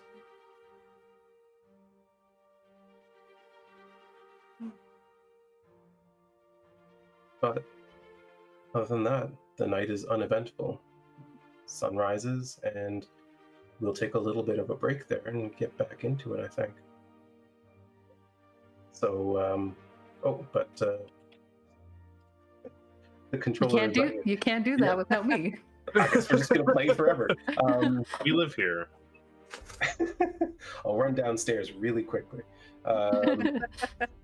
But yeah, we're gonna take a little bit of break. We'll be back in a few minutes. So get your refreshments, and I don't know, maybe pop into our Discord if you haven't been in there before. And, Yeah, that'd be a good idea. Yeah, we'll see you Just all in a like little bit. Command for them. Jump! Hi everyone, we are back. Yeah, so you guys had a fun night hanging out with these Earth Genasi in their stone village south of the High Father Mountain. You had some drinks, you had a good time, you got some rest. What's the morning look like? Rough. Totally fair. Yeah, and it would be too, because their liquor is not like what you would find other places. They seem vaguely Russian, so I would imagine. Let's give the girl that never really has ever drank in her life the strong stuff. Yeah. Like it was distilled down quite far. Travel's easier that way. I kind of missed how the watch went for Ren because I had to step away. Everything was just fine. Everything was fine, yeah. There was no real issue, and Ren in particular didn't really notice anything at all. All right, so she's already up, I would assume, then when Brielle starts to wake up looking horrendous. Rude. I look adorable. I'm just kidding. She looks probably like she has a massive headache. She looks like Princess Anna when she wakes up in the morning. Yes. Yes, that is 100%. A little bit of drool. I think then Ren will hold out. She poured some water from her water skin into a small tin cup and then just hands it to Brielle. Good morning. Oh, I don't know if I want to drink anything right now. It's water. Okay. She'll like drink it. It still probably tastes awful to her right now. And she'll, thanks. What was that stuff? What you drank last night? Yeah, Silver says drinking's fun. That was not fun. I like to think of it as borrowing fun from tomorrow. Well, I mean, it depends on how much. There you go. You don't want to borrow more than you can pay back. Okay. Oh, So, like, how many is that? Everybody kind of has to figure out where that is for themselves, and it can change over time. And I think you might have just gone a little bit step past it. Noted. So, what's the plan for today? 8 hours of walking. How's that sound? Better than last night in dancing. Sure to soothe the headache. Oh, I have something for that.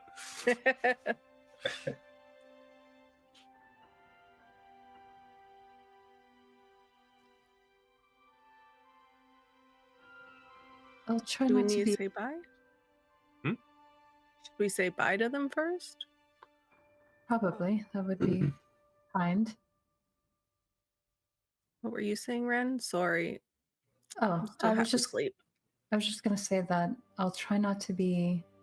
I'll try to keep my voice at this tone for you. I feel like anything higher than that may cause your condition to be worse. Wait, it's a volume thing too? And she says that she's like getting loud herself. Yeah, also, don't look at the sun. I know that's like normally a rule too, but just extra. But what about the bug in the sky? That shouldn't make your headache worse. Okay. does Silra hear that? Probably. We're all in the same room. Yeah, I would think that you would. She's not being subtle about things right now. The bugs in the sky? Yeah, don't worry about it. Don't worry about it. You're fine. Does it have wings? Did it have wings? No, it was just like floating, right? Yeah, you didn't see any wings. I don't think so. There's like clouds. It might not be a bug. This looks really perplexed. It's Better than mumbling on the for ground help, with us, I think, Silra. perhaps. I think. Notably, Silra, the large serpentine shape floating through the sky that you saw also does not have wings.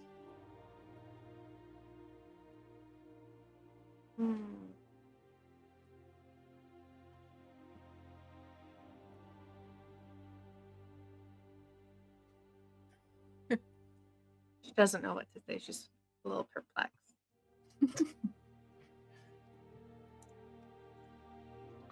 Right, well, it seems like there's many things out here that are unusual and probably want to harm us, so best that we get past our journey quickly then. I agree. And we don't want to overstay our welcome here. If they said if we didn't leave of our own volition, they'd put us in the shed. So let's not do that.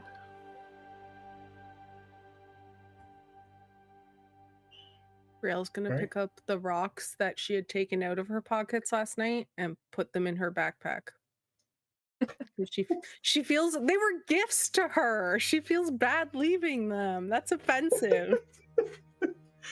I mean, it was definitely a bunch of kids pranking her, but okay. Oh, 100%. But she doesn't she didn't even know the elbow thing, okay? This gift is Customs. precious.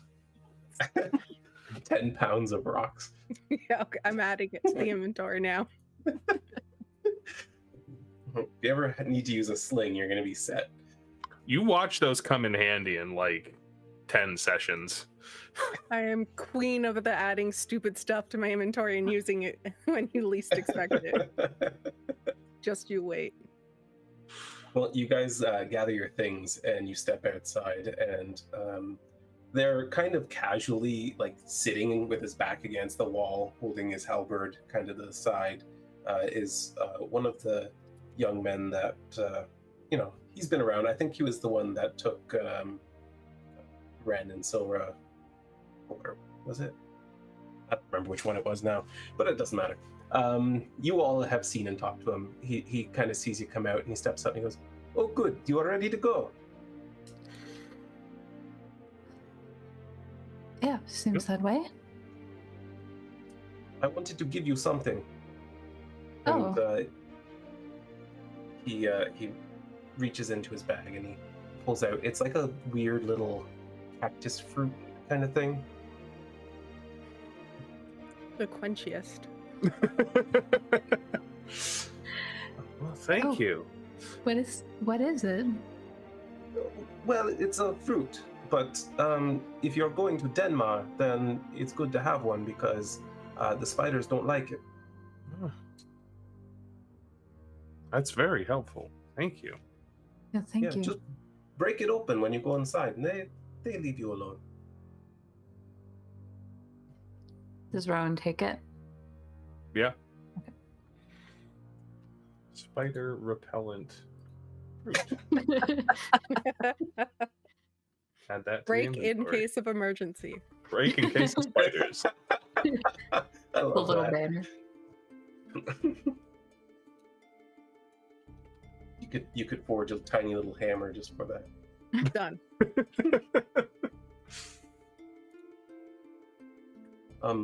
Well, you should be on your way then. And he gestures towards Mount Denmar. As soon as you start to walk in that direction, he begins to follow you. He's being thorough with his job, I assume.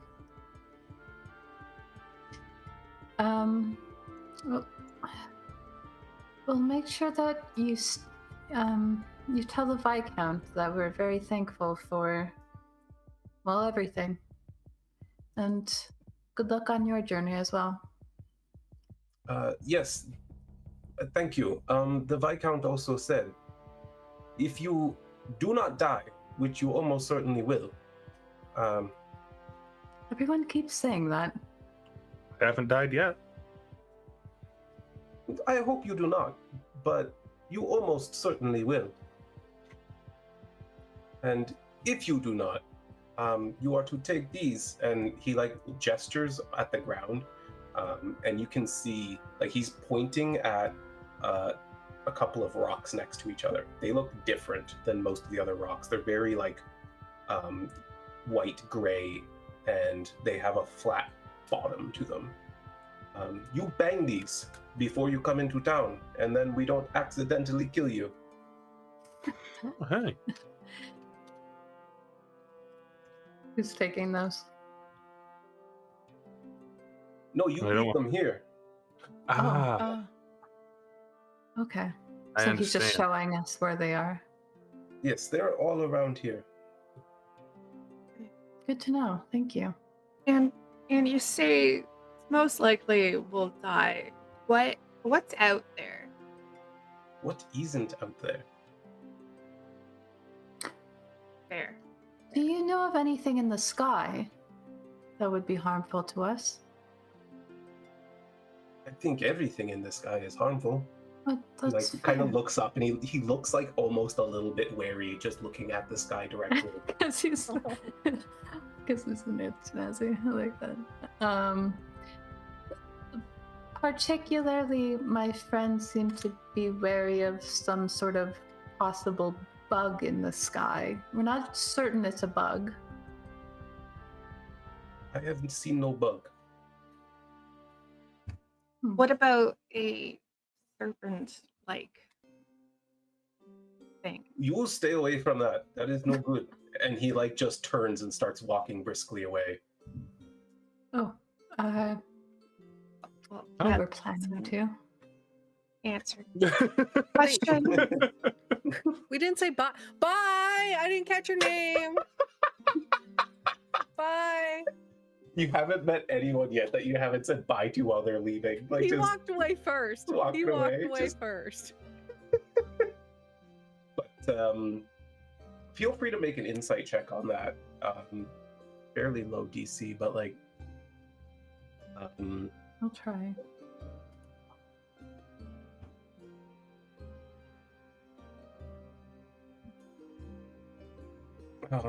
that, however, is not going to do it.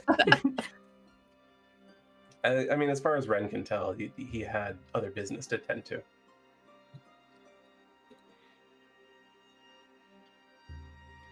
Well, at least it's maybe not a bug, Silva. See, I told you had nothing to worry about.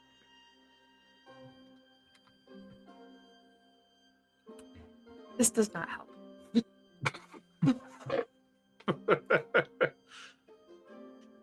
That's not indeed. Well, would you guys like to make another, I don't know, survival check to see how your day of travel goes? Heck yeah. Wish I was better at it. I would not like to. I would not like to. I will follow. I got you covered.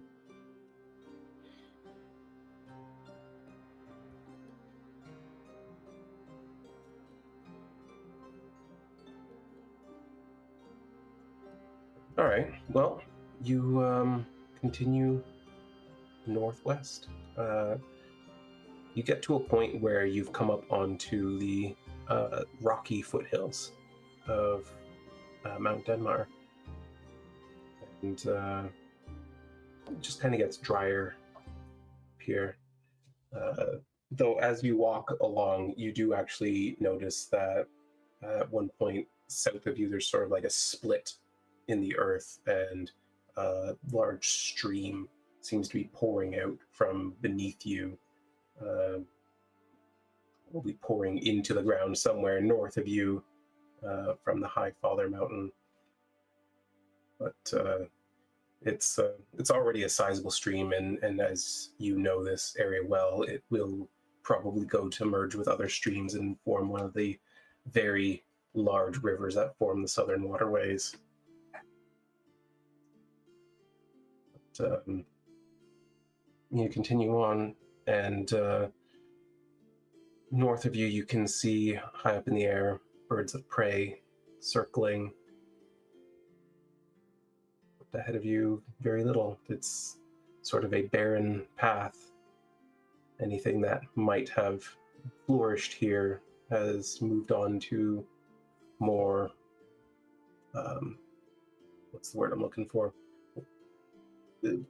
Lush territory, places of more abundance. But Mount Denmar begins to get closer and closer, and now its size is quite imposing on you. And as you make your way up into the foothills, you find what almost looks like a massive axe wound in the ground itself, where it's split wide open, and the trail you're on, which even calling it a trail is generous, seems to go down into this crevice directly into the mountain.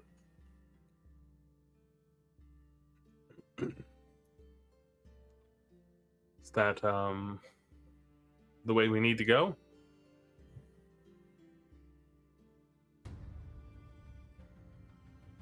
You asking me? Or you asking? Yes. As far as you can tell, yeah, that's probably the pass through the mountain. There's no other visible entrance that you can see, and the mountain's quite large, so you could maybe travel several days in another direction hoping to find something, but... No, this looks like where we're going. So. Everybody ready? Go underground. Ah, yes. Finally.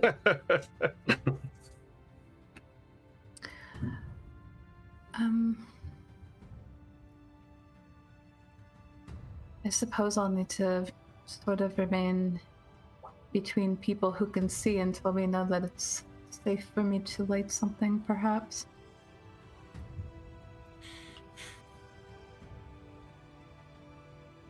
Do you think lighting stuff's going to be a bad idea? It does We should tend be fine, to right? attract the attention of the things that live in the dark, but we have our spider repellent, so we should be all set.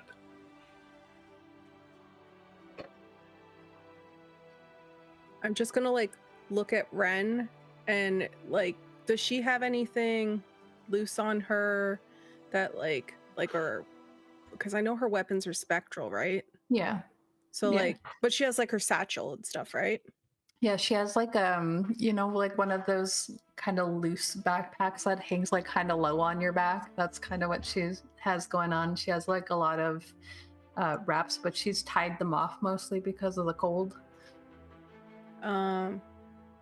Ren, I have an idea, and this might help you, this might not, I don't know, but the spider repellent seems to be like it's okay. But I learned this trick when I was a kid, and I've always been able to do it. Don't ask me how, I don't know how, but I can make things light up. Would that help? Oh, yes, I would like that. Is there anything that you would be okay for me lighting up on you? I don't want to just... She'll kind of take a bracelet, like a bangle that's on her arm. Will this do? Yeah, sure. That's fine. And are you gonna like take it off and give it to her, or are you just gonna like offer your arm?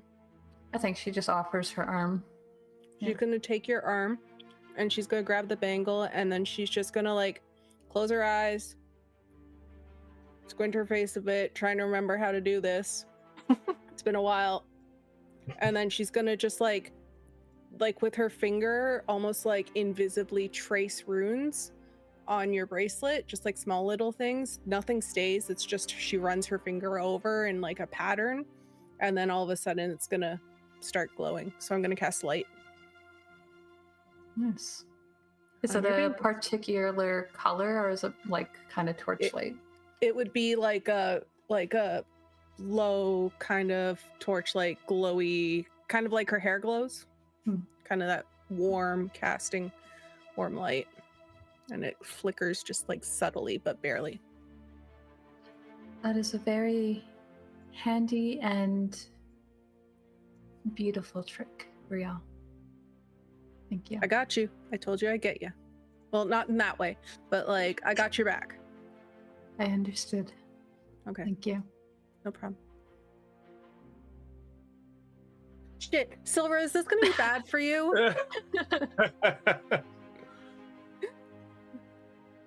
If she's like up in front, would it affect It her? wouldn't affect it. It's direct sunlight. That's a problem for you. A light spell isn't bright enough to Well, affect you. I meant like for her dark vision. Is it? light No, it enough? shouldn't. It shouldn't affect your dark vision. No. Yeah, it should be fine. Okay, I thought I fucked up there. Sorry. She needs to see. It's fine. So, Ren, question: if you make your eyes look like my eyes, does that make you able to see? Or, like, if you make your eyes like Silra's, could you see in the dark? No, I wish that were the case, unfortunately. Even the form that I took yesterday, I would be no better at swimming than I currently am. It's unfortunate. I don't know. I think that's cool. I suppose, but it would be handy to be able to control my body to that degree. Of course, I can't even get some of these pieces of my skin to do what I want them to do anyway, so maybe I should focus on that issue first. And you would have noticed when she was in her like Triton form, all of the discoloration on her skin currently didn't change when she changed into a Triton either. It stayed the same.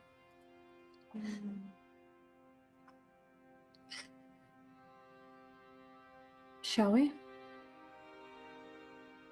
Let's. All right. Well, the group of you follow this trail down into this crevasse in the mountain. As you move further and further into it, you find that what was this large gash in the very mountain becomes just a narrow passage of pure darkness. You pass into it and follow this linear trail that serpentines its way through the mountain. It's easy to become disoriented as you're moving in, not really aware of when you're going up and down or where you might be within relation to the mountain itself, though Silra, with your experience underground, you're at least able to identify that you've on average been going down and probably are now probably 200 to 300 feet below your entrance point. So you are deep in the roots of the mountain. How long did it take us to do that? Would the light have gone off and on in that? How long does your light spell last? Oh Hour? gosh, let me It's an look it up. I hour. think it's an hour. Then you wouldn't have quite hit it yet, but yes, certainly before you hit any point of interest, it would dissipate, and then you would have to recast. Though so far it's been a fairly linear, narrow tunnel. It almost feels like this can't be the mountain that everyone's so afraid of. You've not encountered really much of anything other than, bugs at your feet and the occasional spider web you walk through. Though nothing like the spiders that Silver would be familiar with, or the kind that the Genasi would feel need to warn you about. Carries on another hour, light goes out. Comes Oh, back. geez. Yeah. When she does that the second time, I think Ren starts becoming a little bit curious about Brielle, because I think she, at this point, thought she was human. She's never said anything about not being human. Is that correct? She thinks she's human. Okay. As far as Brielle knows, she's human. She just thinks weird thing happened. I don't know. Don't ask me. I could do it my whole life. Sorcerers, I swear. Yep. I'm a sorcerer. Yeah, I think she, maybe like the third time then that this happens, Ren goes, "How is it that you're able to do that, Brielle? In fact, even the fact that you can see in the dark is unusual for your kind." Is it? Well, I don't know a lot of other humans who can do so naturally. Mom and Dad just said I was special.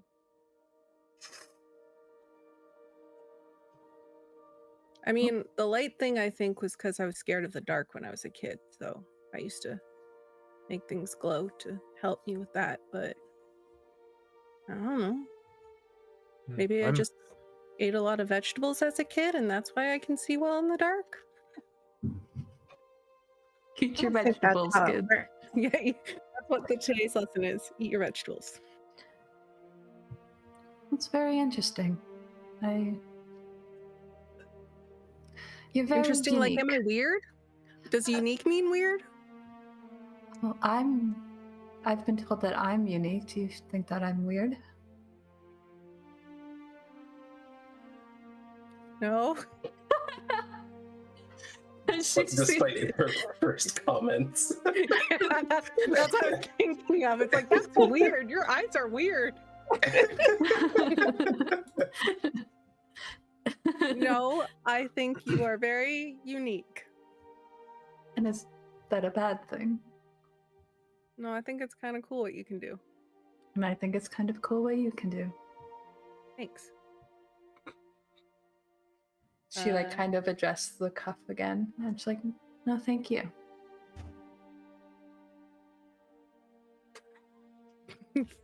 She just doesn't know how to answer. She's like, "This friend's being nice to me. This is weird." So she's just like, her hair glows a little.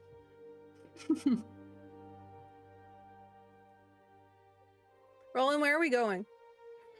She's just trying to change the subject. Kind of looks around a little bit and says, well, by best I can tell, that way. Just point in the direction of their current travel, being the only other alternative to back the way they came. Yep. Another hour goes by and light goes out, light goes on. And a little bit further down the path, you encounter like this sort of little alcove in the cave. It's nothing special, but it just seems to have been intentionally carved out in this point. Just enough to lay yourself down, not be on the path.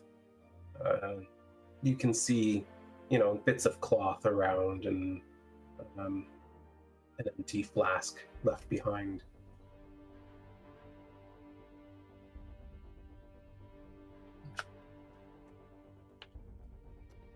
I don't suppose that this... Well, the last time our quarry was seen was in Denmar Pass. Let's make sure this isn't some of his stuff. I'd like to take a moment to look through whatever flasks and bits of cloth. Just see if this is like... Is the box that we were looking for here? Is there a dwarf corpse hidden someplace? There's one in here. Yeah. Give me an investigation check. Can I help? Yeah. You can just do it I can. if you want. Rowan will help you instead. Yeah. Can you help me? Yeah. Yeah. I don't have that high investigation, but it's probably better than Rowan's. 19. Yeah, it's better than mine. Not bad at all. Yeah, you dig around in there a little bit, and like any piece of cloth you pick up, you realize like it doesn't smell nice. The the flask is empty, though it does smell of a strong spirit. Other than that, you find a single copper piece on the ground. Not above taking a copper piece. The imprint on one side is a large fortress, and the imprint on the other side is a dwarvish king. On the copper piece? Yes. And is that different than what she would see in Kine? Absolutely, yeah. I mean, you probably would have seen some of these, but they aren't the common currency. They're the same metal and they're the same weight, so they're worth the same amount. Everyone would trade them freely, but it's like an American copper, or like an American penny versus like a Canadian. Yeah, they're not the kind that you would generally trade with in other regions. I could assume that it's dwarven. That's what I'm Most doing. likely, if there's a dwarf on it. Yeah. Seems like a good. The copper piece is dwarven. I don't know if that helps us any. We're getting closer to dwarvish lands. It makes sense.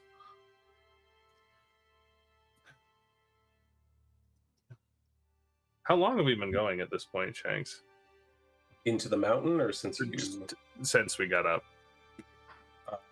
You're past midday already. Like, it's been hours and hours and hours. But not time to stop yet. I mean, you could. Nothing's stopping you from stopping. Right, but we're not like getting. No, you've got a few hours, and with it, like, you're not sort of in a day-night cycle at this point anymore either. So it's kind of like, you go until you feel the need to. But no one's feeling wiped out yet. That's for sure. Nothing of interest here. Or no sign of our target here. Should we continue? Mm-hmm. No reason There's to only stop. one way, so. Silra, Yes. the mountain, is it louder now that we're here? Is it? You haven't heard anything really since that night. No, I haven't heard anything. It's fairly quiet. It was sort of like, when the bird glass was calling to me in a way, like whispering to me. It's sort of like that. It's not happening right now. It's not a constant state then. I don't know if it was. I think it would drive me mad. I could see that. Let us know if that changes. Okay. She'll go back to kind of walking behind Silra so that she's not blocking any vision past her with her light. Yeah. All right. Well, you continue on for another hour or so, and Rowan, you immediately hear as you come into so sort of the tunnel starts to widen a little bit, and then it seems to split, and you can hear. I mean, the first thing you would hear is that your footfalls are echoing a little bit more as the chamber is opening up above you and breaking out into a wider open cave. And immediately upon noticing that, you also notice the sounds of other feet moving around from above, tiny skittering feet. Gonna ready that cactus fruit. It's like, Yeah. Think we might have some company. Everybody, can you hear that? Shh. I'll point out the sound. Brielle and Ren definitely can hear the sounds of spider feet skittering around above you. Silra, however, is unable to hear it because as she steps foot into this opening, the whispering starts flooding into her mind.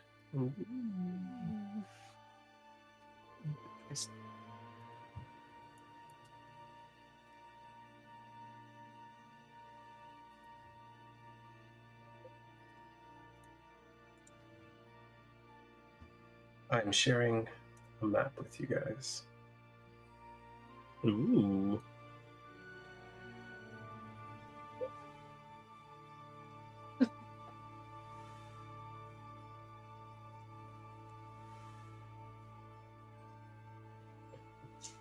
So you step out into this larger chamber, and the air is just dank and moldy and fungusy, and you see to your right splintered wood that's just rotting on the ground. Rowan, you see above your heads like the shimmer of like damp spider web, just vibrating, thick web, big enough to catch a humanoid, just kind of gently moving with the slight airflow within the cave. And more than that, you smell that sort of iron copper smell of drying blood. Mm-hmm.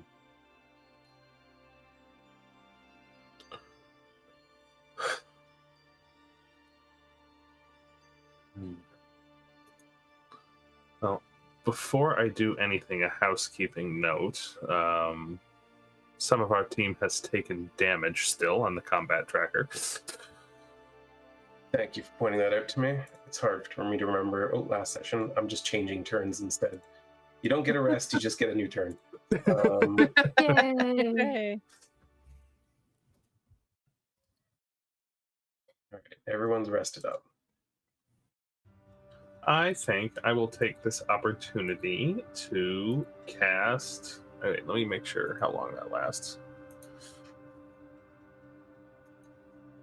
It's only 10 minutes. I'll hold off. I thought it was an hour. It's 10 minutes. That's... What, pass without trace? No, Shield of Faith. Okay. I guess everybody be very quiet and try not to touch any of the webs. If you do get stuck, I can web walk under certain circumstances, but maybe let's not need that. Maybe let's not need that.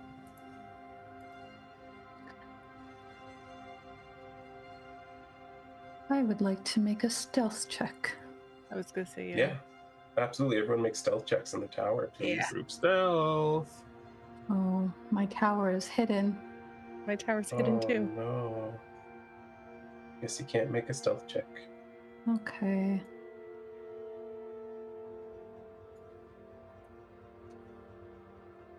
There.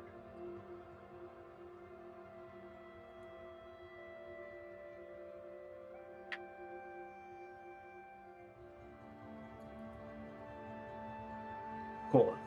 Well, yeah, you're being stealthy. What would you like to do from here? Advance slowly.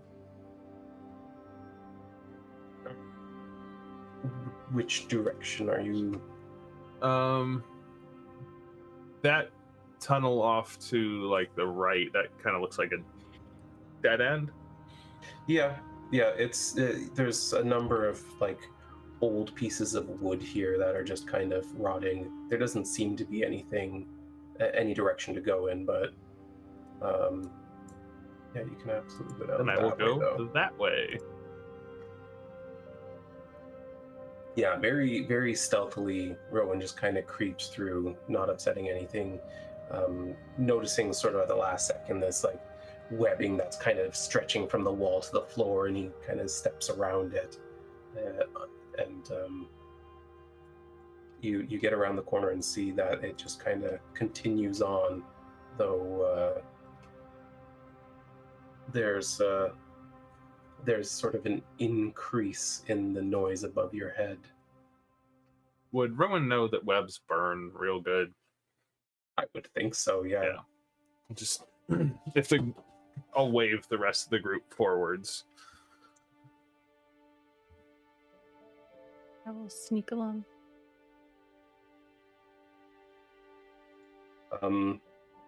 Yeah, you all kind of... everyone's growing to the exact same spot. We all just pile into each other.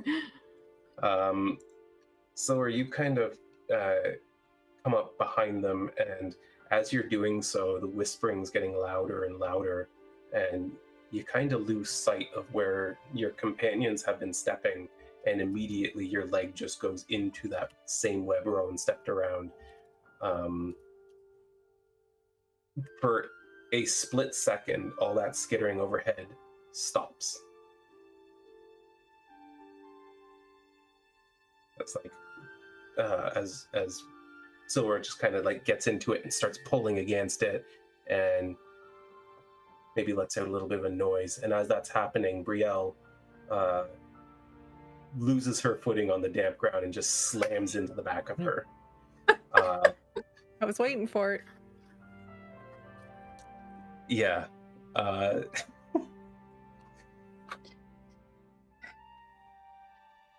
sorry. Sorry. Okay, it's this whispering is getting loud in these webs. I'm just distracted. Got that Sorry. cat. Go ahead, Vix. You're hearing the whispering again. Yeah, it just started a moment ago, or a couple moments ago. Rowan, you're so perceptive. It's ridiculous. It's true. But while they're discussing the whispering, you catch a glint of light above, and you look up, and you see that it's actually 8 glints of light, and then 8 more, and 8 more, and 8 more, and 8 more, as dozens of massive spiders are descending on webs. As soon as you split it open, they again just sort of stop and freeze, and then you hear the most dissonant screech, just a and they all just climb back up very rapidly. Let's I don't know how long this lasts. Let's go. Okay. Okay. Yeah, I'm not gonna worry too much now if we have the cactus cracked open. Just start going quickly. Silra, can you make a strength check to pull your leg free? Dang it. I use guidance on myself. I don't You think that can. would help. Can I help her pull her leg free? You can.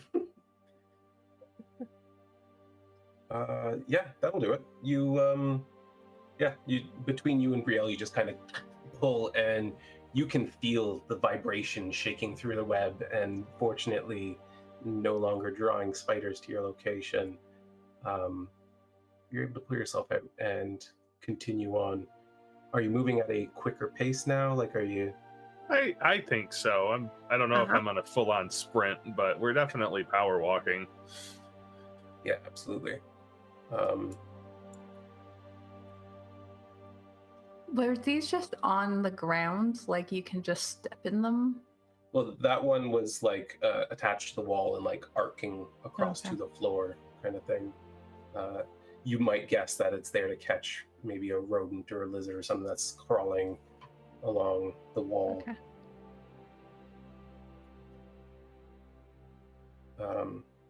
Yeah, let's boogie.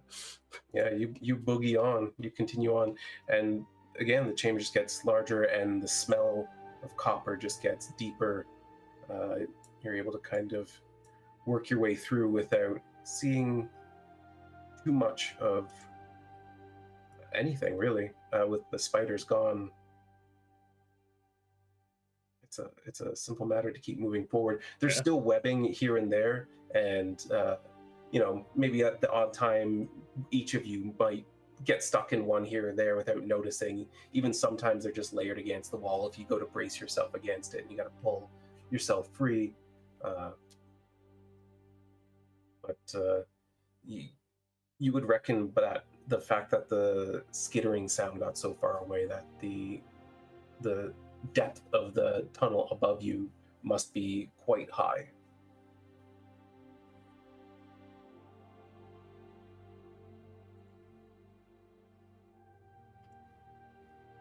What is that? I think that might be an error. Okay.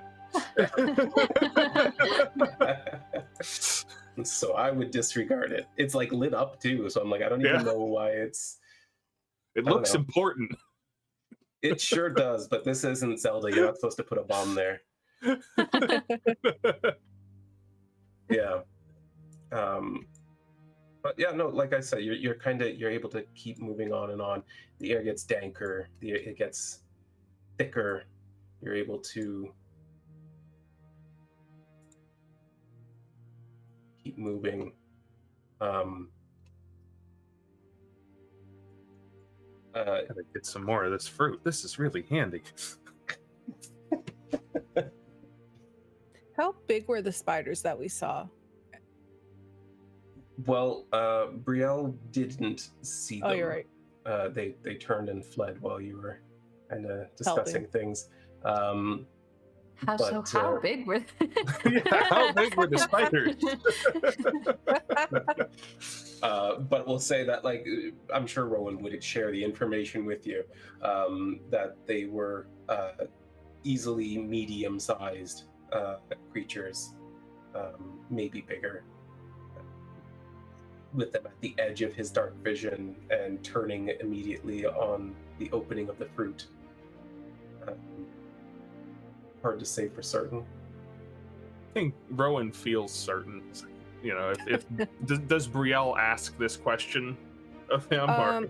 No, it was more just I'm trying to like Gotcha. gather the tunnels, because my second question is, do these tunnels look, because we found the dwarven coin, do these tunnels look man-made, like carved out by tool, or do they look like they're just natural formations? Or yeah, are you proficient with like masonry tools or anything? What do I got? Nope. Then this is probably the first cave you've been in, and so you'd have nothing to compare it to. Yeah, so yeah, Brielle really wouldn't be able to tell. Cool. I keep following. Neat. Cool. Onwards. Onwards indeed. Here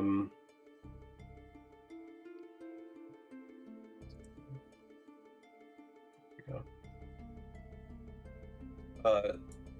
Rowan still in the lead? Unless anyone wants to try and overtake. Definitely no. Nope. All right, Rowan, you move ahead, and as you round this corner, you find that there are large chunks of stone here to the side that look to be carved, though they are far from any sort of finished product you might imagine. Maybe they're just being carved out of the mountain for a purpose, or, you know, it's hard to say, but certainly these chunks are not natural formations. You see up ahead there is another split, so to speak.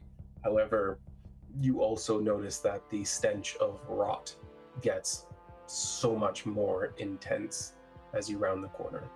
Whew.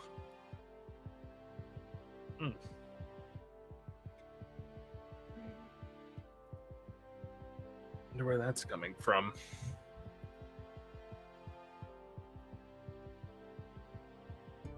Good. Rest of you smell that. Is it bad enough? Oh yeah, like as soon as you round the corner, assuming you do, like like, yeah, definitely you would be hit with it. It's very unpleasant. Yeah.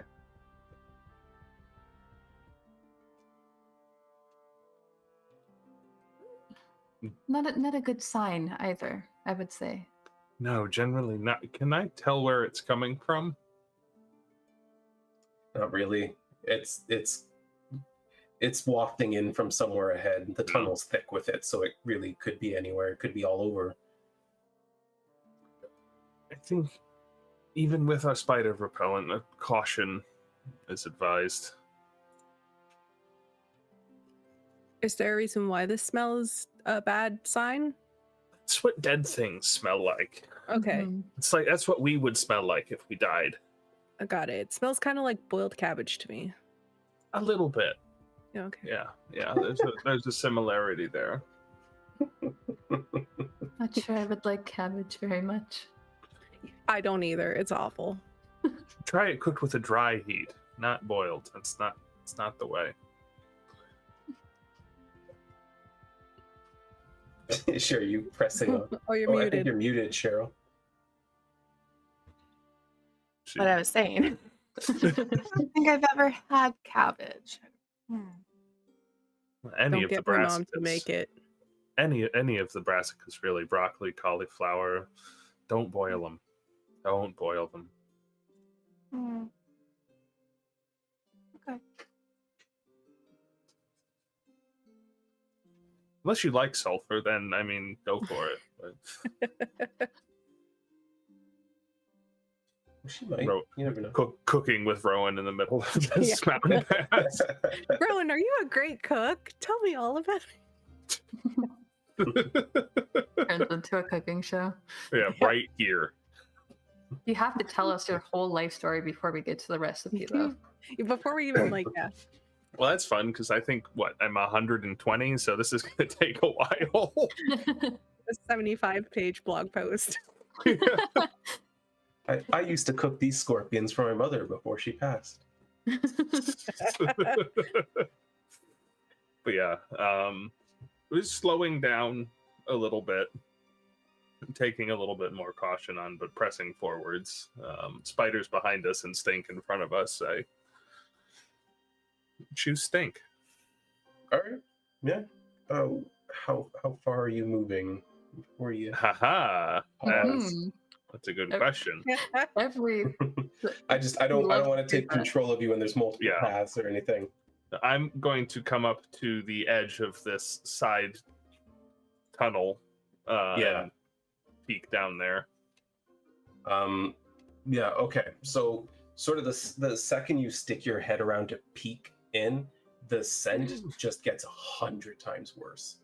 You can see from your perspective there a number of rotting bodies, mostly skeletal remains at this point, but many of them still with bits of flesh rotting on them. Rowan's gonna reach into his pouch of herbs and find a sprig of mint and kind of slap it against his hand and stuff it up his nose a little bit. Yeah, totally. I can still smell it. Does it look like perhaps spiders did that? Does it look like perhaps spiders? Do you want to go in and take a look? Yeah, I don't want to go in and take a look. I would like to look from here. Look at him. He's just waiting for you to do something. I know. Zillara's going to be brave and going to go in. All Okay. right. Would you like to tell me where you're going? If you're gonna go in, I will also go with you. She is going to go up to here. All right. Yeah, you explode. No. It's- No. Move up so Chad can see the map. Yeah. We'll get you all in there. Yeah, you creep forward and you're familiar with moving through dungeonous terrain like this, and at first you're like, this is a kill pit. This is obviously a kill pit. But as you're moving closer, you're seeing there's no spider webs in this room. There's no there's no signs of something feeding. It just looks like a bunch of corpses were dragged into here and put in a pile and then have been rotting slowly over time. She's going to mention, no, there's no spider webs here.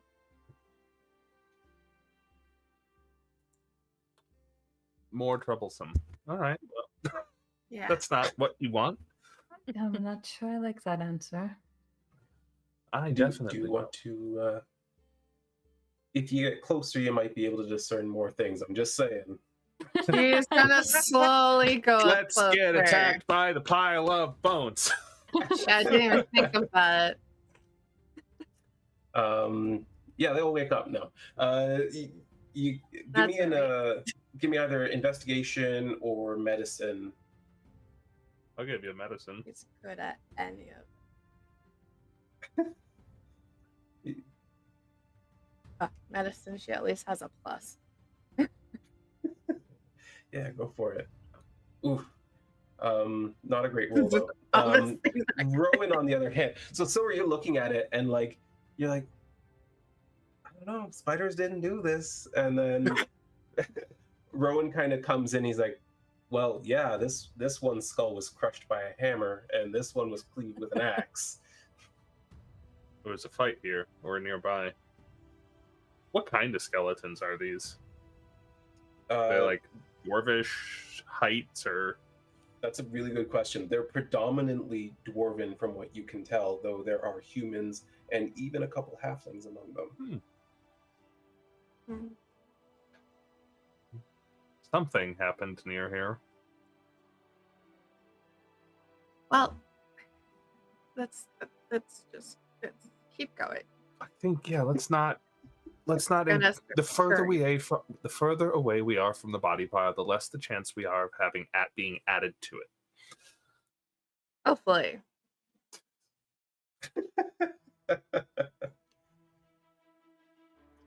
I don't think dead people can kill you. Well, you've got there's a lot of things out there. Well, there's dead, but then there's undead, and they're very much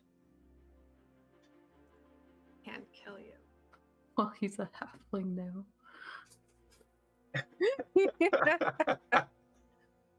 Yeah, you swing your axe hard enough, you can make anyone a halfling. Exactly. Which half, though? The ling part.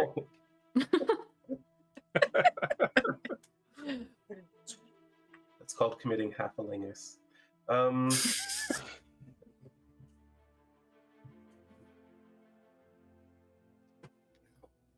So, make a perception check for me, please.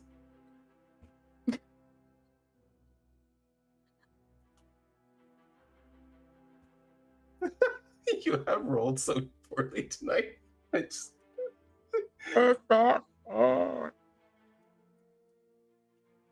All the things I'm not good at. You make your way out of the corpse room, and you're heading north through this tunnel, and suddenly the whispering starts churning up in your head again, making it very hard for you to really take stock of your surroundings.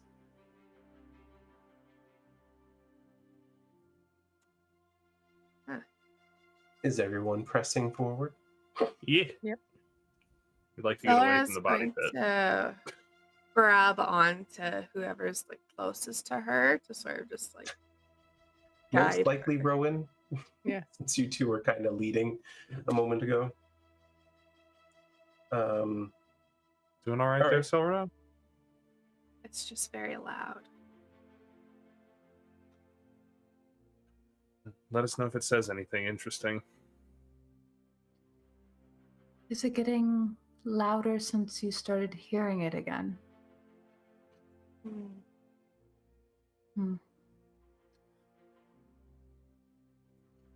So you guys are discussing the whispering as you move forward.